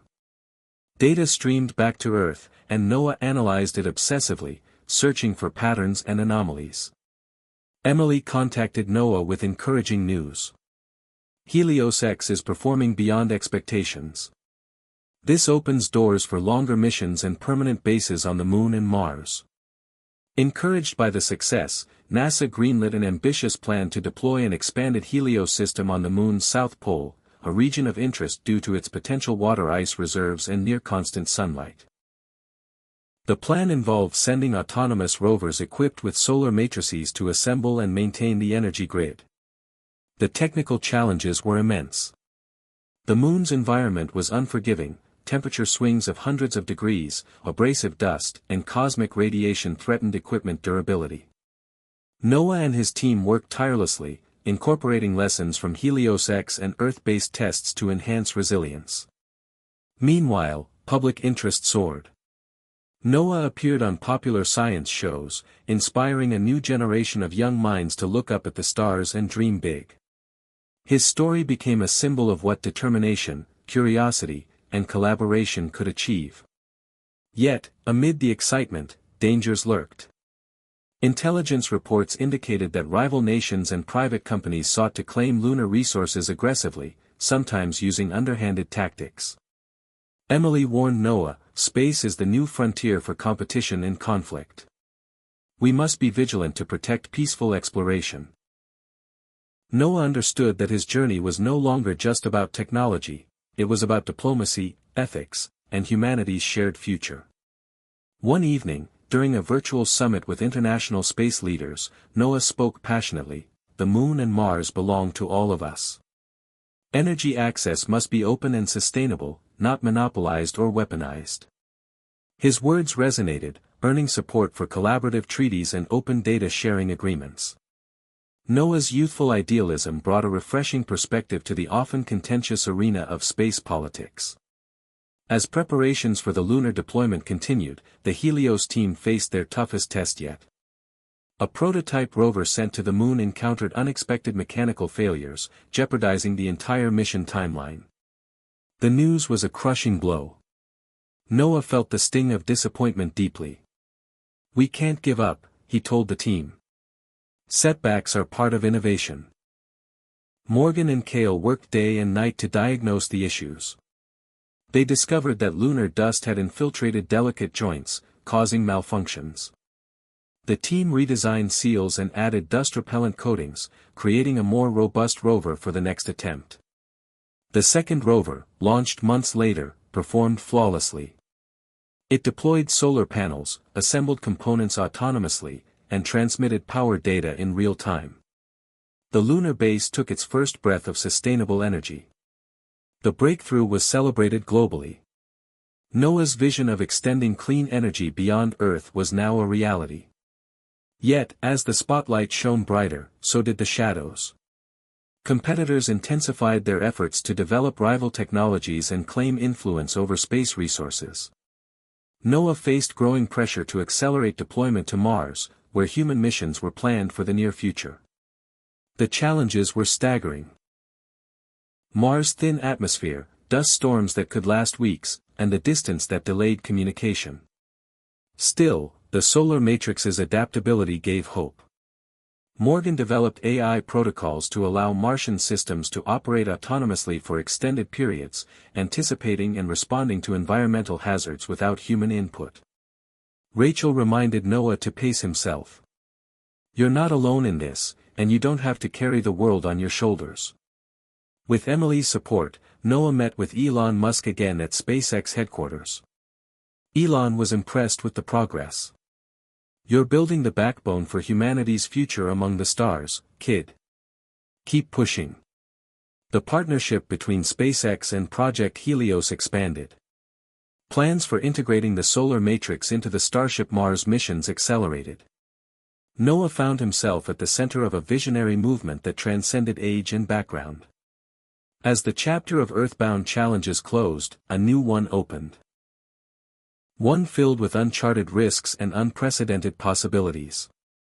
Beyond Earth's horizon, a 10-year-old genius was shaping humanity's next giant leap, lighting the path toward a future where the stars were no longer distant dreams, but reachable destinations. Just as Project Helios gained momentum beyond Earth, new challenges emerged that tested not only NOAA's intellect but his courage. The cosmic stage that once seemed filled with promise was now shadowed by growing threats from those who feared the change he represented. It started with subtle warning signs, communications delays, unexplained glitches, and strange anomalies detected in telemetry data from the lunar solar arrays. At first, Morgan and Cale suspected technical malfunctions, but Emily's concern deepened. "This isn't normal interference," she said, her voice tense during a late-night briefing. "It looks deliberate." The team intensified their investigations, uncovering evidence of cyber attacks targeting Helios's space-based infrastructure. Sophisticated code infiltrated the system, designed to disrupt power flow and potentially sabotage entire lunar installations. The source? Unknown, cloaked behind layers of digital obfuscation. It was clear someone didn't want Project Helios to succeed. Noah, though young, felt the weight of responsibility keenly. Who would want to do this? And why? He asked during a team meeting.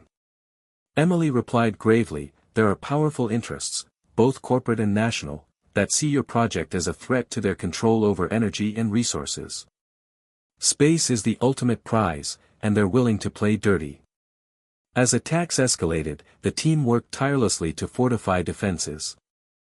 Morgan developed new AI-driven firewalls and adaptive algorithms to identify and neutralize threats in real time. Cale coordinated with international space agencies to share intelligence and strengthen security protocols. But the enemy was relentless. One day, a particularly aggressive cyber assault shut down power to critical lunar systems for nearly an hour. The event sparked panic among astronauts and engineers monitoring the arrays. Noah felt helpless watching live feeds flicker and freeze. "We need a way to fight back, not just defend," he insisted. Emily nodded. "We're developing countermeasures, offensive cyber capabilities to trace and disable attackers. But it's a dangerous game. Retaliation could escalate into a broader conflict." Meanwhile, political tensions flared. Competing nations accused each other of orchestrating the sabotage, threatening to derail fragile international cooperation on space exploration.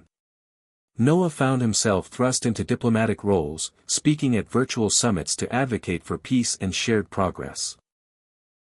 One evening, after a long day of meetings, Noah confided in Rachel. "I never wanted this to become a battlefield.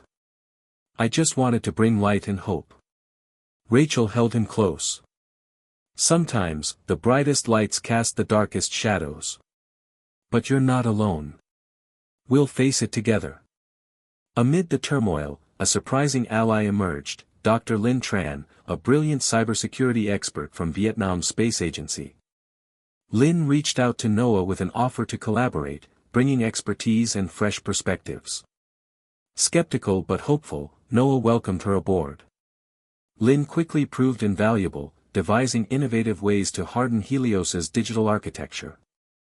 She also uncovered patterns suggesting that some attacks originated from a shadowy conglomerate linked to Titan Energies, a final attempt to reclaim lost dominance. One night, while working late, Noah and Lin discovered a hidden backdoor in the system's code, a potential entry point for sabotage planted months earlier.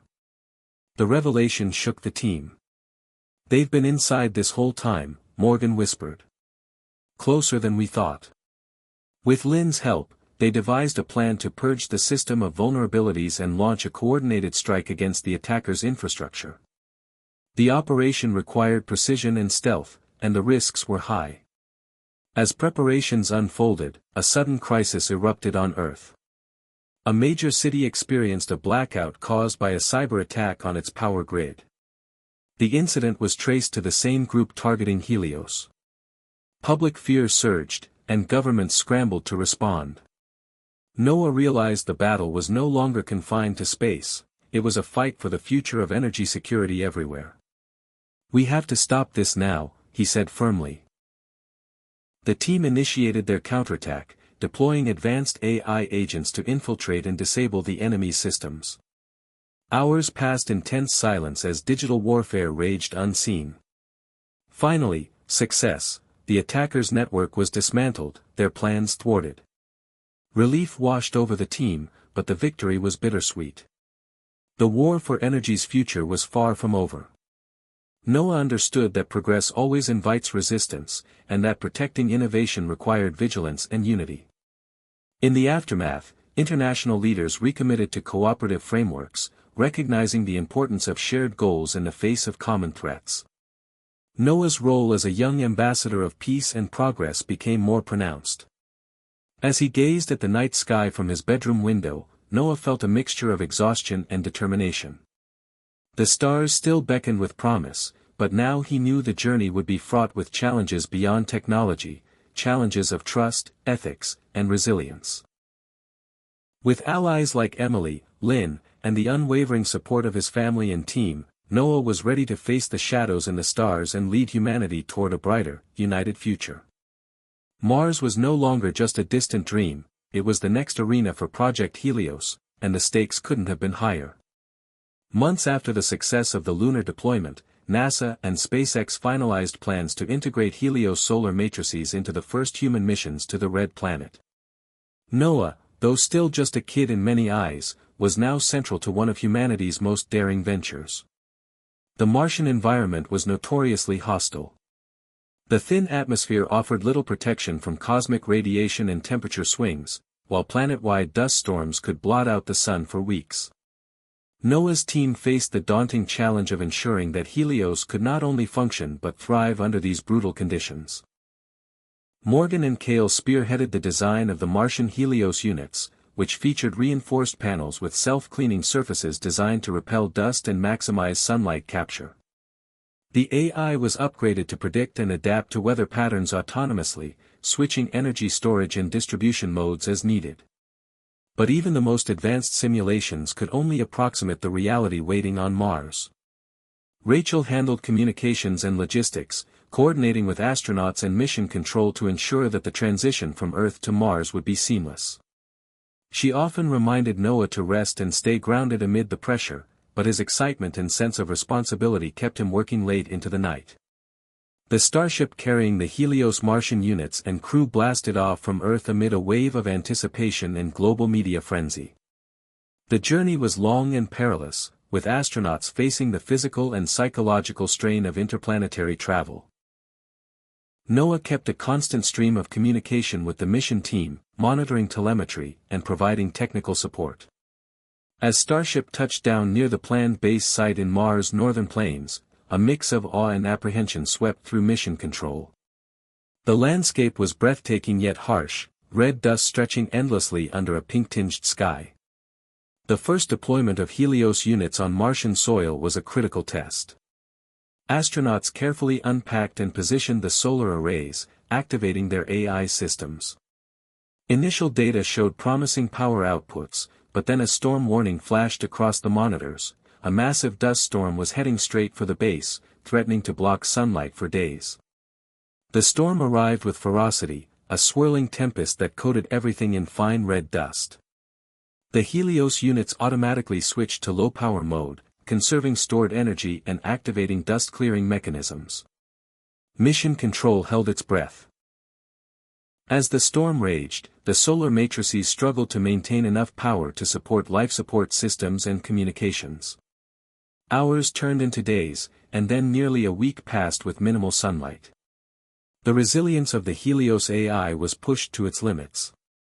Noah worked alongside Morgan and Kale, analyzing data and tweaking algorithms remotely to extend the battery's endurance.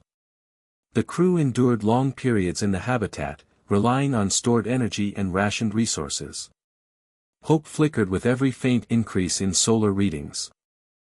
When the storm finally subsided, the Helios units had survived, and the base remained operational. The success was hailed as a milestone in human space exploration. Noah's heart swelled with pride, but he knew the mission's challenges were just beginning. As the crew ventured out to explore nearby terrain, Helios units powered rovers and scientific instruments, enabling groundbreaking discoveries about Mars' geology and potential for life-supporting conditions. However, competition in space intensified. Rival space agencies and private companies launched their own energy projects on Mars, some using outdated or polluting technologies. Tensions simmered as nations jockeyed for influence and resources. Back on Earth, Noah faced criticism from skeptics who questioned the viability of space colonization and the risks involved. But Emily and Rachel reminded him that true pioneers always encountered resistance. "You're building the future," Emily said. "Remember that." Then came a new threat. An unexpected mechanical failure in one of the primary Helios units jeopardized power to the habitat. The astronauts reported anomalies in energy flow and system diagnostics. Noah and Cale worked frantically to diagnose the issue remotely. It turned out that micrometeorite impacts had damaged critical components, a hazard difficult to fully shield against.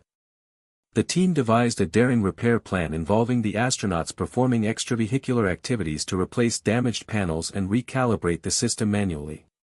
The repair mission was risky, exposing astronauts to potential radiation and environmental hazards, but failure was not an option. Watching the astronauts suit up and step into the Martian dust was a surreal moment for Noah, who had followed every detail from mission control. The repair was tense and complicated, but ultimately successful. Power was restored, and the habitat system stabilized. The event underscored the fragile nature of human presence on Mars and the essential role of reliable energy. As the mission progressed, Noah reflected on the incredible journey, from a curious 10-year-old with a dream to a young innovator steering humanity's future among the stars. The challenges were immense, but so were the rewards. The Martian gamble was more than just technology. It was a testament to human resilience, collaboration, and hope. With each success and setback, Noah grew not just as a scientist and inventor but as a leader ready to face whatever the cosmos might throw his way. As Project Helios expanded its reach on Mars, Noah and his team found themselves navigating an increasingly complex landscape, not just of technology and space, but of politics, diplomacy, and covert maneuvering. The race to colonize the Red Planet was no longer a matter of science alone, it had become a global chess game with stakes beyond imagination. Behind the scenes, unlikely alliances were forming, and secrets long buried began to surface. It started with a message, a discreet invitation sent to Noah from an anonymous source claiming insider knowledge of efforts undermining Helios's progress. The note warned of a shadowy coalition of corporate and governmental interests determined to control Mars's resources and suppress any technologies that threatened their monopoly. Noah felt a mix of curiosity and caution. He shared the message with Emily and Rachel, who agreed to investigate quietly. The warning was clear.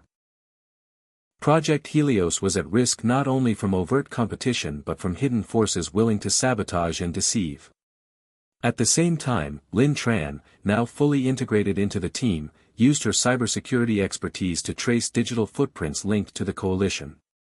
The clues pointed to a covert network operating across multiple countries, manipulating data, funding rival projects, and spreading misinformation to fracture international cooperation. Facing such an elusive adversary required unconventional tactics. Emily proposed reaching out to former rivals, companies and nations previously hostile to Helios but now potentially open to cooperation in the face of a greater threat. "In space, no one can afford to stand alone," she said during a strategy session. Noah, despite his youth, understood the wisdom in her words. Trust was fragile, but necessary. The first breakthrough came when a delegation from a major European space agency requested a private meeting. They admitted to having been pressured by the coalition but expressed a desire to work with Helios openly. This led to tentative discussions on sharing resources, intelligence, and joint development efforts. Noah found himself mediating between diverse parties, balancing skepticism with the hope of unity. Meanwhile, Rachel uncovered documents hinting at a secret facility deep underground in a remote desert, where the coalition was reportedly developing a rival solar technology, one based on outdated but heavily guarded patents and less sustainable methods. The revelation was alarming. If this technology were deployed on Mars, it could undermine Helios's clean energy approach and destabilize fragile planetary infrastructure. Noah and his team debated their response. Direct confrontation risked escalating into open conflict, silence meant allowing sabotage to continue. Lin suggested deploying advanced AI surveillance drones to discreetly monitor the facility's activities, gathering evidence without alerting the coalition. The operation was delicate and required utmost secrecy. As the drones transmitted images and data back to Earth, the team pieced together the scope of the coalition's plans. They discovered attempts to infiltrate supply chains, corrupt mission personnel, and spread false narratives discrediting Helios's technology. The stakes had never been higher. Noah felt the pressure but also a fierce determination. This was no longer just a scientific mission, it was a battle for the future of humanity's presence in space. Unexpectedly, a new ally emerged, a former engineer from the rival coalition, disillusioned by their tactics, reached out to Noah with insider information. The defector provided critical details on the coalition's weaknesses and internal conflicts. Noah welcomed this gift cautiously, aware of the risks but recognizing its value. With this new intelligence, the Helios team coordinated a series of strategic moves. Exposing corrupt actors to international authorities, bolstering security measures, and accelerating the deployment of Helios units on Mars to establish undeniable proof of their system's superiority. Public opinion began to shift as media coverage highlighted the coalition's underhanded tactics. The campaign was not without sacrifice. Cyber attacks intensified, misinformation campaigns targeted Noah personally, and some team members faced threats. Rachel managed public relations with poise, framing the narrative around transparency, innovation, and hope. Emily supported Noah emotionally and professionally, reminding him of the importance of resilience. Through it all, Noah learned the complex dance of diplomacy and espionage, skills far beyond engineering or programming but essential for leadership.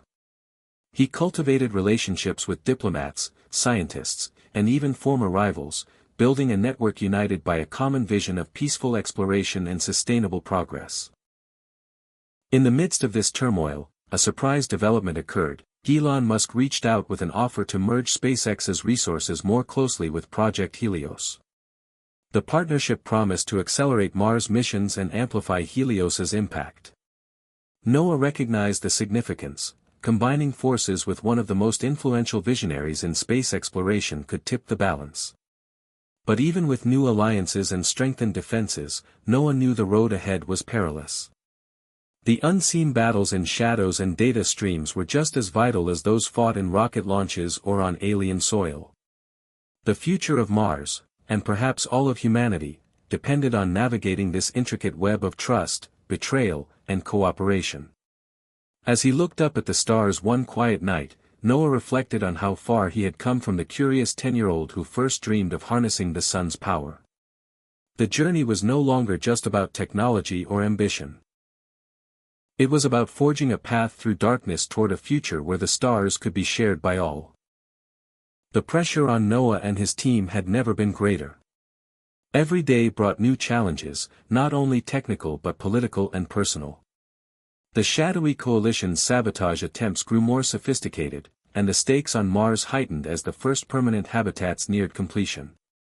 But it was a single mysterious encrypted message intercepted by Lin's cybersecurity algorithms that became the turning point in their struggle.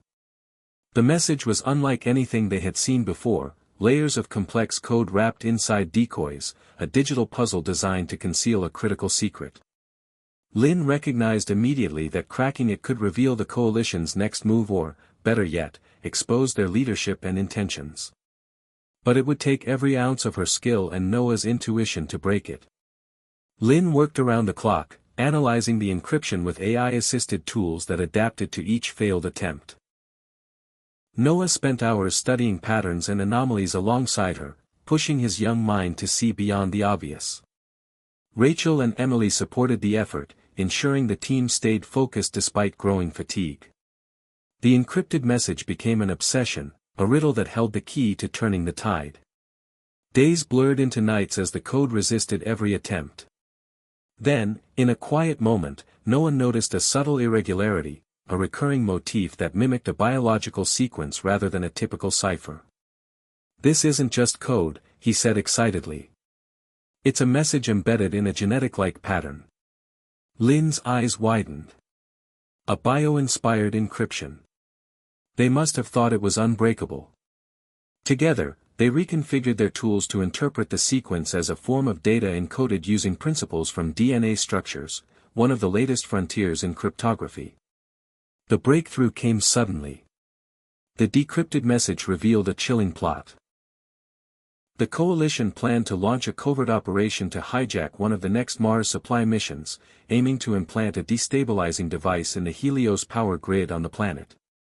The device would disrupt energy flow, crippling the habitats and potentially forcing a retreat.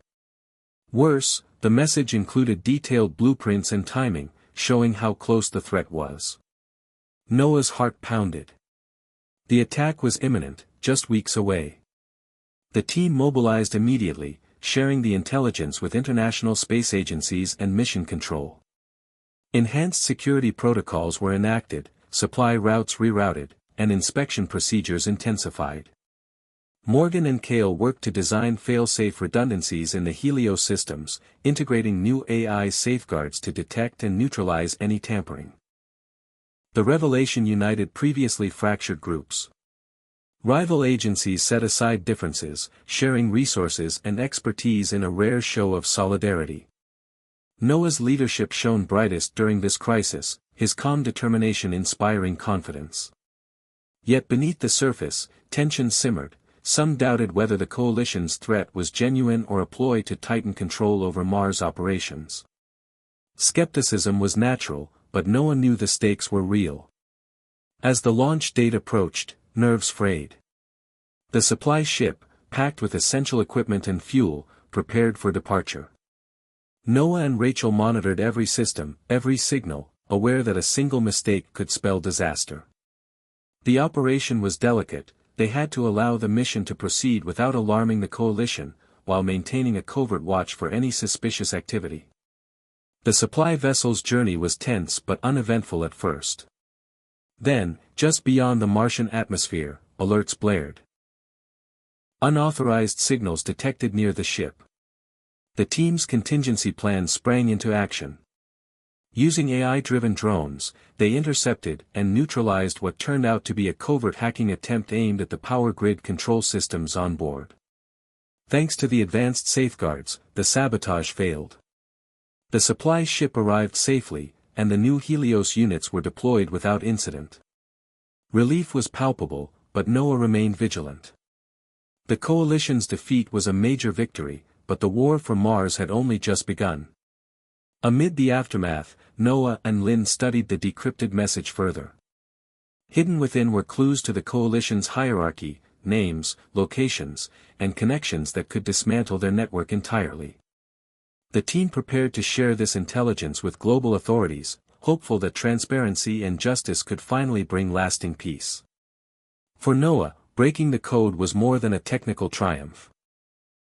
It was a testament to the power of perseverance, collaboration, and innovation.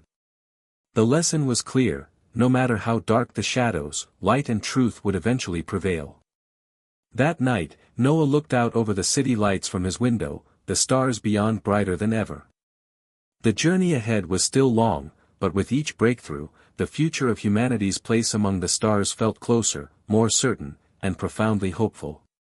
The victory from breaking the coalition's code and foiling their sabotage did not bring the peace Noah and his team had hoped for. Instead, it exposed deeper fractures, not just within the coalition but among the very allies that had come together in the crisis. The fragile alliance of nations and corporations supporting Project Helios began to show cracks, revealing competing agendas and simmering distrust. Noah, still young but growing into his role as a leader, faced one of his greatest challenges yet. Maintaining unity among the stars while navigating the politics threatening to tear the mission apart. The tension became evident during an international summit convened to discuss the future of Mars colonization and Helios's role. Representatives from key space agencies and private companies gathered, their discussions ostensibly focused on cooperation but shadowed by competing interests. Noah attended alongside Emily, Rachel, Lynn, Morgan, and Kale, all aware that the summit's outcome could redefine the entire project. From the outset, disagreements flared. Some nations insisted on prioritizing national control over Mars resources, demanding exclusive rights to certain territories. Corporations pushed for greater influence over technological development and resource extraction, arguing that private investment merited profit and autonomy. Meanwhile, others warned of the ethical and environmental consequences of unchecked expansion. Noah listened carefully, aware that every word carried weight far beyond the conference room. As debates grew heated, an unexpected disruption shifted the summit's tone. Leaked documents revealed that certain parties had covertly continued dealings with remnants of the coalition, undermining shared security efforts for personal gain. The revelation sparked outrage and accusations, fracturing the assembly. Trust dissolved almost overnight. Noah watched the alliances he had worked so hard to build crumble under the weight of suspicion. Determined to salvage the mission, Noah called for private meetings with key stakeholders. He emphasized the shared vision of sustainable exploration and the dangers of infighting. "We all want to reach the stars," he said passionately, "but only if we do it together."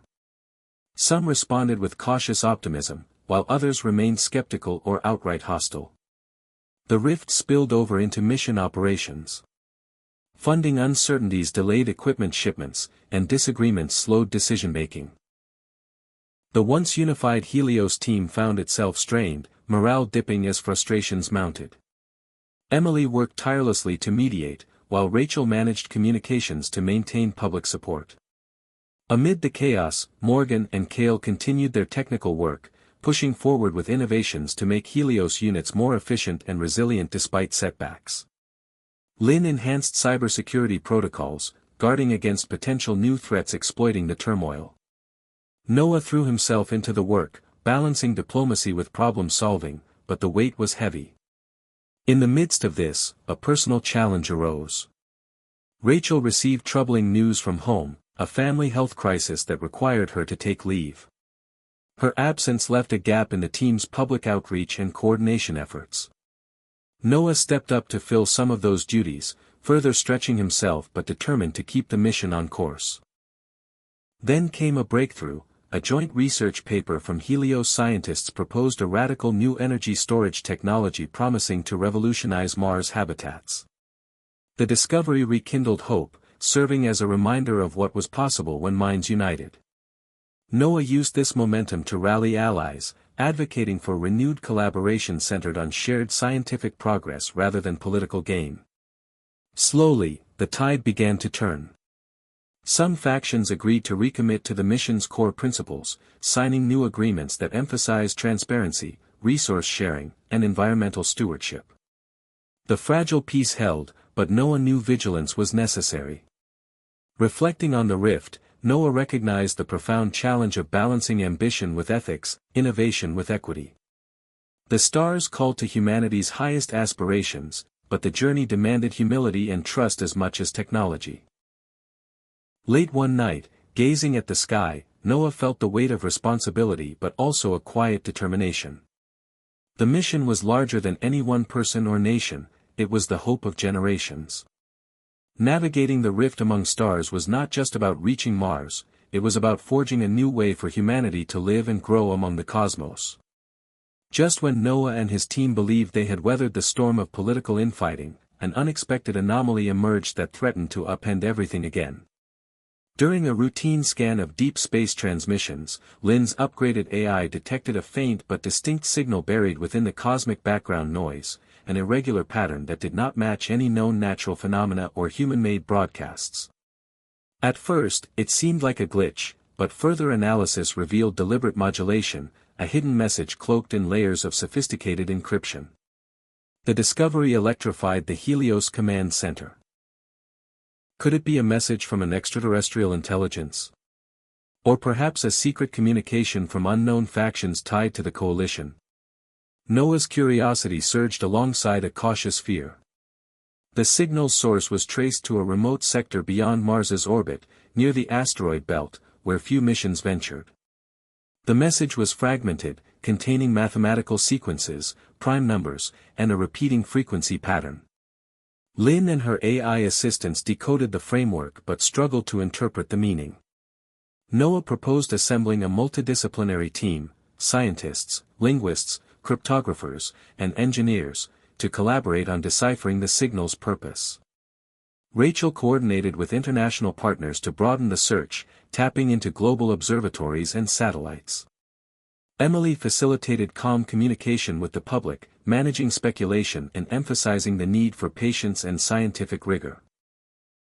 The discovery sparked global fascination, media frenzy, and debate about humanity's place in the universe.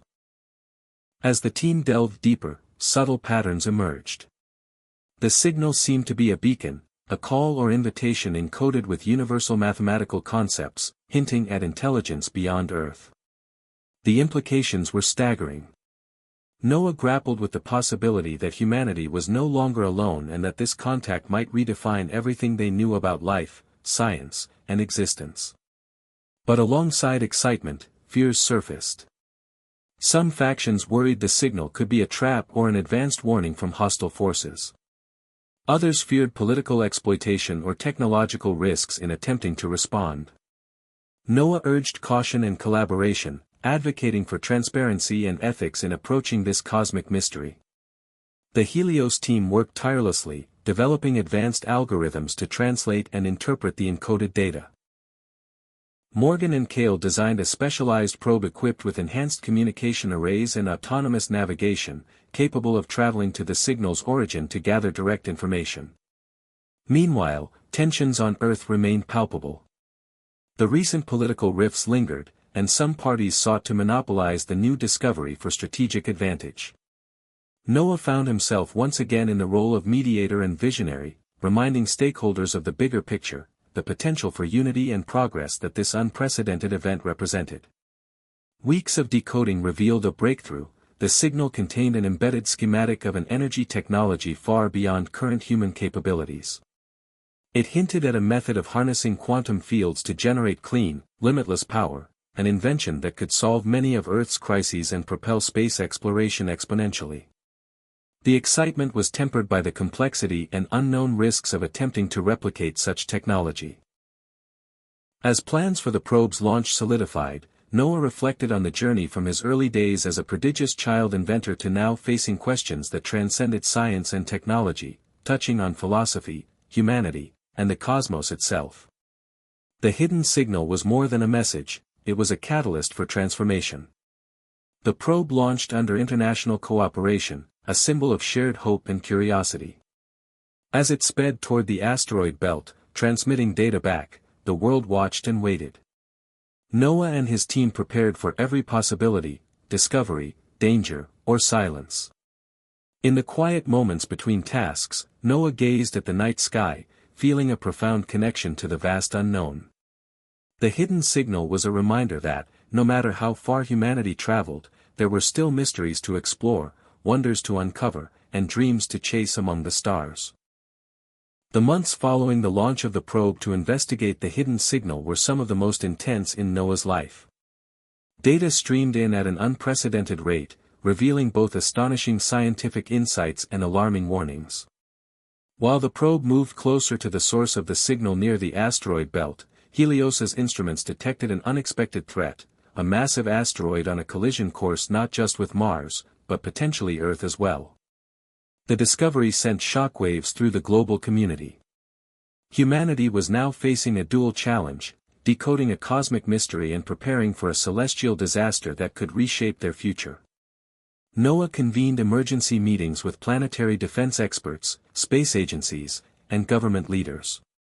The asteroid, dubbed Nemesis, was larger than any previously tracked and moving at a velocity that left little margin for error. Calculations showed a high probability of impact within 2 years. The revelation tested the fragile alliances built over the years and thrust the Helios project into a new critical role, safeguarding not only Mars but the entire solar system. Emily and Rachel spearheaded public communication efforts, balancing transparency with the need to prevent panic. The message was clear: the threat was real but manageable if the world acted together. Funding and resources were swiftly redirected to develop interception and deflection technologies, and the urgency forged a rare sense of unity among previously divided parties. Noah found himself at the nexus of technical innovation and diplomatic coordination. Morgan and Kale accelerated the design of advanced propulsion and energy systems capable of powering spacecraft to intercept Nemesis. Lynn's cybersecurity team ensured the defense systems were protected from sabotage attempts that the coalition remnants might still attempt. The stakes could not have been higher. As pressure mounted, cracks in the team appeared. The weight of responsibility strained relationships, and Noah struggled with self-doubt despite his growing maturity. Rachel's earlier absence due to family issues extended unexpectedly, leaving gaps in leadership. Emily's support remained steadfast but couldn't shield Noah from the relentless stress. Amid this turmoil, an unexpected breakthrough came from the probe's findings about the hidden signal. The technology schematics it carried suggested a method to harness gravitational waves, potentially usable to alter an asteroid's trajectory. The Helios team realized that integrating this advanced concept into the planetary defense strategy could be a game-changer. However, the implementation required rapid innovation and cooperation across fields and borders. Noah coordinated with physicists and engineers worldwide, leading collaborative workshops and simulations. The world's top minds focused on designing a fleet of autonomous spacecraft equipped with quantum graviton emitters, experimental devices inspired by the signal's blueprint, to create a controlled gravitational push against Nemesis. Time was the enemy. Testing prototypes, manufacturing components, and launching missions had to proceed at a frantic pace. Yet, amid the chaos, Noah found moments of hope and inspiration. The collaborative spirit reminded him of why he had embarked on this journey, to push humanity beyond its limits, not just in exploration but in survival. On a chilly evening in the Helios Control Center, as data poured in from test runs, Noah received a private message from Elon Musk. The note was brief but powerful: "If anyone can lead us through this, it's you. Keep pushing forward." The encouragement rekindled Noah's resolve. The first interception fleet launched successfully, marking humanity's most ambitious planetary defense effort. Early tests showed promise, but unexpected fluctuations in gravitational fields challenged the team. Lynn's algorithms adapted in real time, stabilizing the emitters and ensuring precision. Each milestone was met with cautious optimism. International cooperation deepened as countries contributed resources, personnel, and technology. For the first time in decades, geopolitical tensions softened in the face of a common existential threat. The world seemed united, focused on a single purpose. Yet, in the shadows, the coalition remnants plotted. Sabotage attempts increased in sophistication and frequency, targeting communication networks and manufacturing plants. Noah's team remained vigilant, thwarting attacks but aware the battle extended beyond the physical realm. As Nemesis drew nearer, the urgency escalated. The team faced unexpected setbacks, equipment failures, unforeseen cosmic phenomena, and human errors. Noah felt the pressure acutely, wrestling with the possibility of failure. In a pivotal moment, during a critical system calibration, an emergency alert flashed. A malfunction in the lead spacecraft's quantum graviton emitter threatened to disable the entire fleet's coordinated effort. With minutes to spare, Noah and Morgan worked frantically, improvising a solution based on the probe's data and their own innovations. Their gamble paid off. The system stabilized just as the fleet initiated its gravitational push on Nemesis.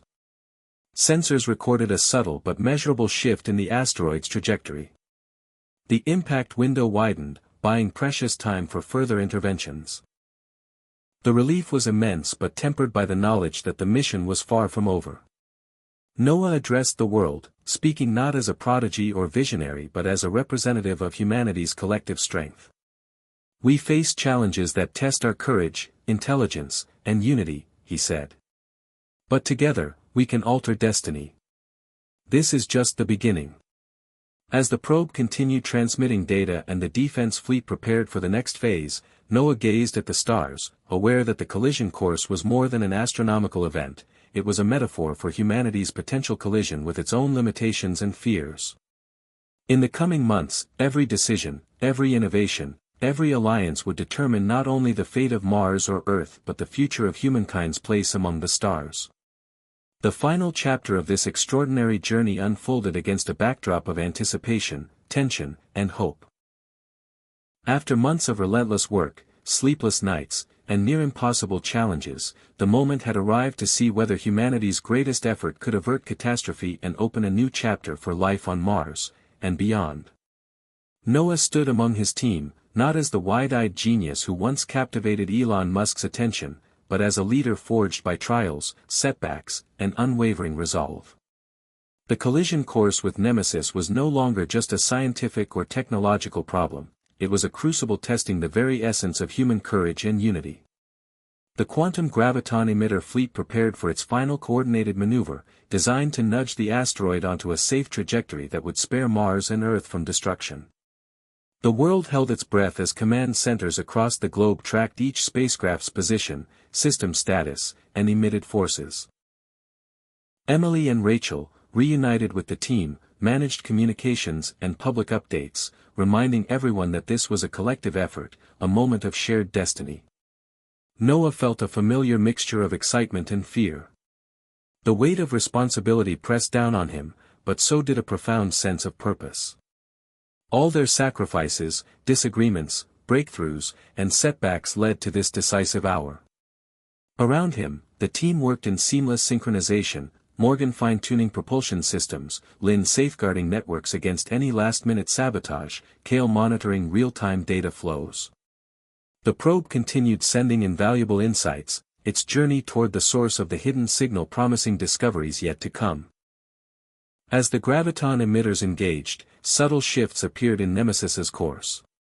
The asteroid's velocity and angle altered fractionally but decisively, moving away from predicted impact zones. Cheers erupted in control rooms worldwide, tempered by the recognition that continued effort was essential. The fleet executed multiple passes, each incrementally steering Nemesis further from harm. Throughout the tense days, Noah reflected on the arc of his journey. From a curious 10-year-old genius whose chance encounter with Elon Musk sparked a cosmic odyssey, to a young man leading humanity's greatest cooperative venture, he had grown beyond invention and intellect to embody leadership grounded in empathy, vision, and resilience. News outlets across Earth celebrated the success as a testament to what humanity could achieve when united by purpose rather than divided by fear or greed. Politicians pledged renewed commitment to space exploration, environmental stewardship, and peaceful cooperation. Public enthusiasm soared, inspiring a new generation of dreamers, scientists, and explorers. Yet no one knew the story was far from over. The hidden signal's source beckoned, a mystery waiting to be unraveled with the same tenacity that had saved worlds. He felt a deep calling to lead the next chapter, a mission not just of survival but of discovery, connection, and expansion. One evening, as the immediate threat faded into memory, Noah gathered his team for a quiet moment beneath the Martian sky. The faint glow of Earth hung in the distance, a reminder of their origins and shared destiny. They spoke of lessons learned, the necessity of trust, the power of collaboration, and the importance of embracing uncertainty with courage.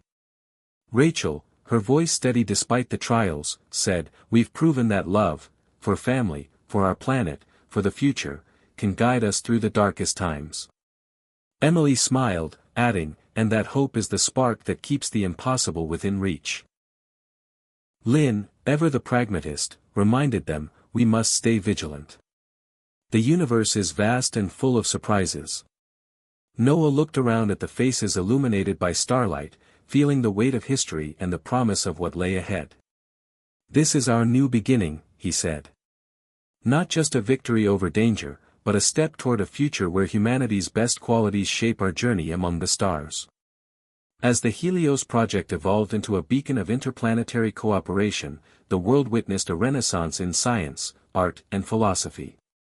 People everywhere found inspiration in the story of a young boy's genius, a visionary's faith, and a team's unyielding spirit. In the final moments, Noah reached out to Elon Musk once more, sharing a message that encapsulated their shared odyssey. "We started with a spark of curiosity, faced the void together, and emerged stronger.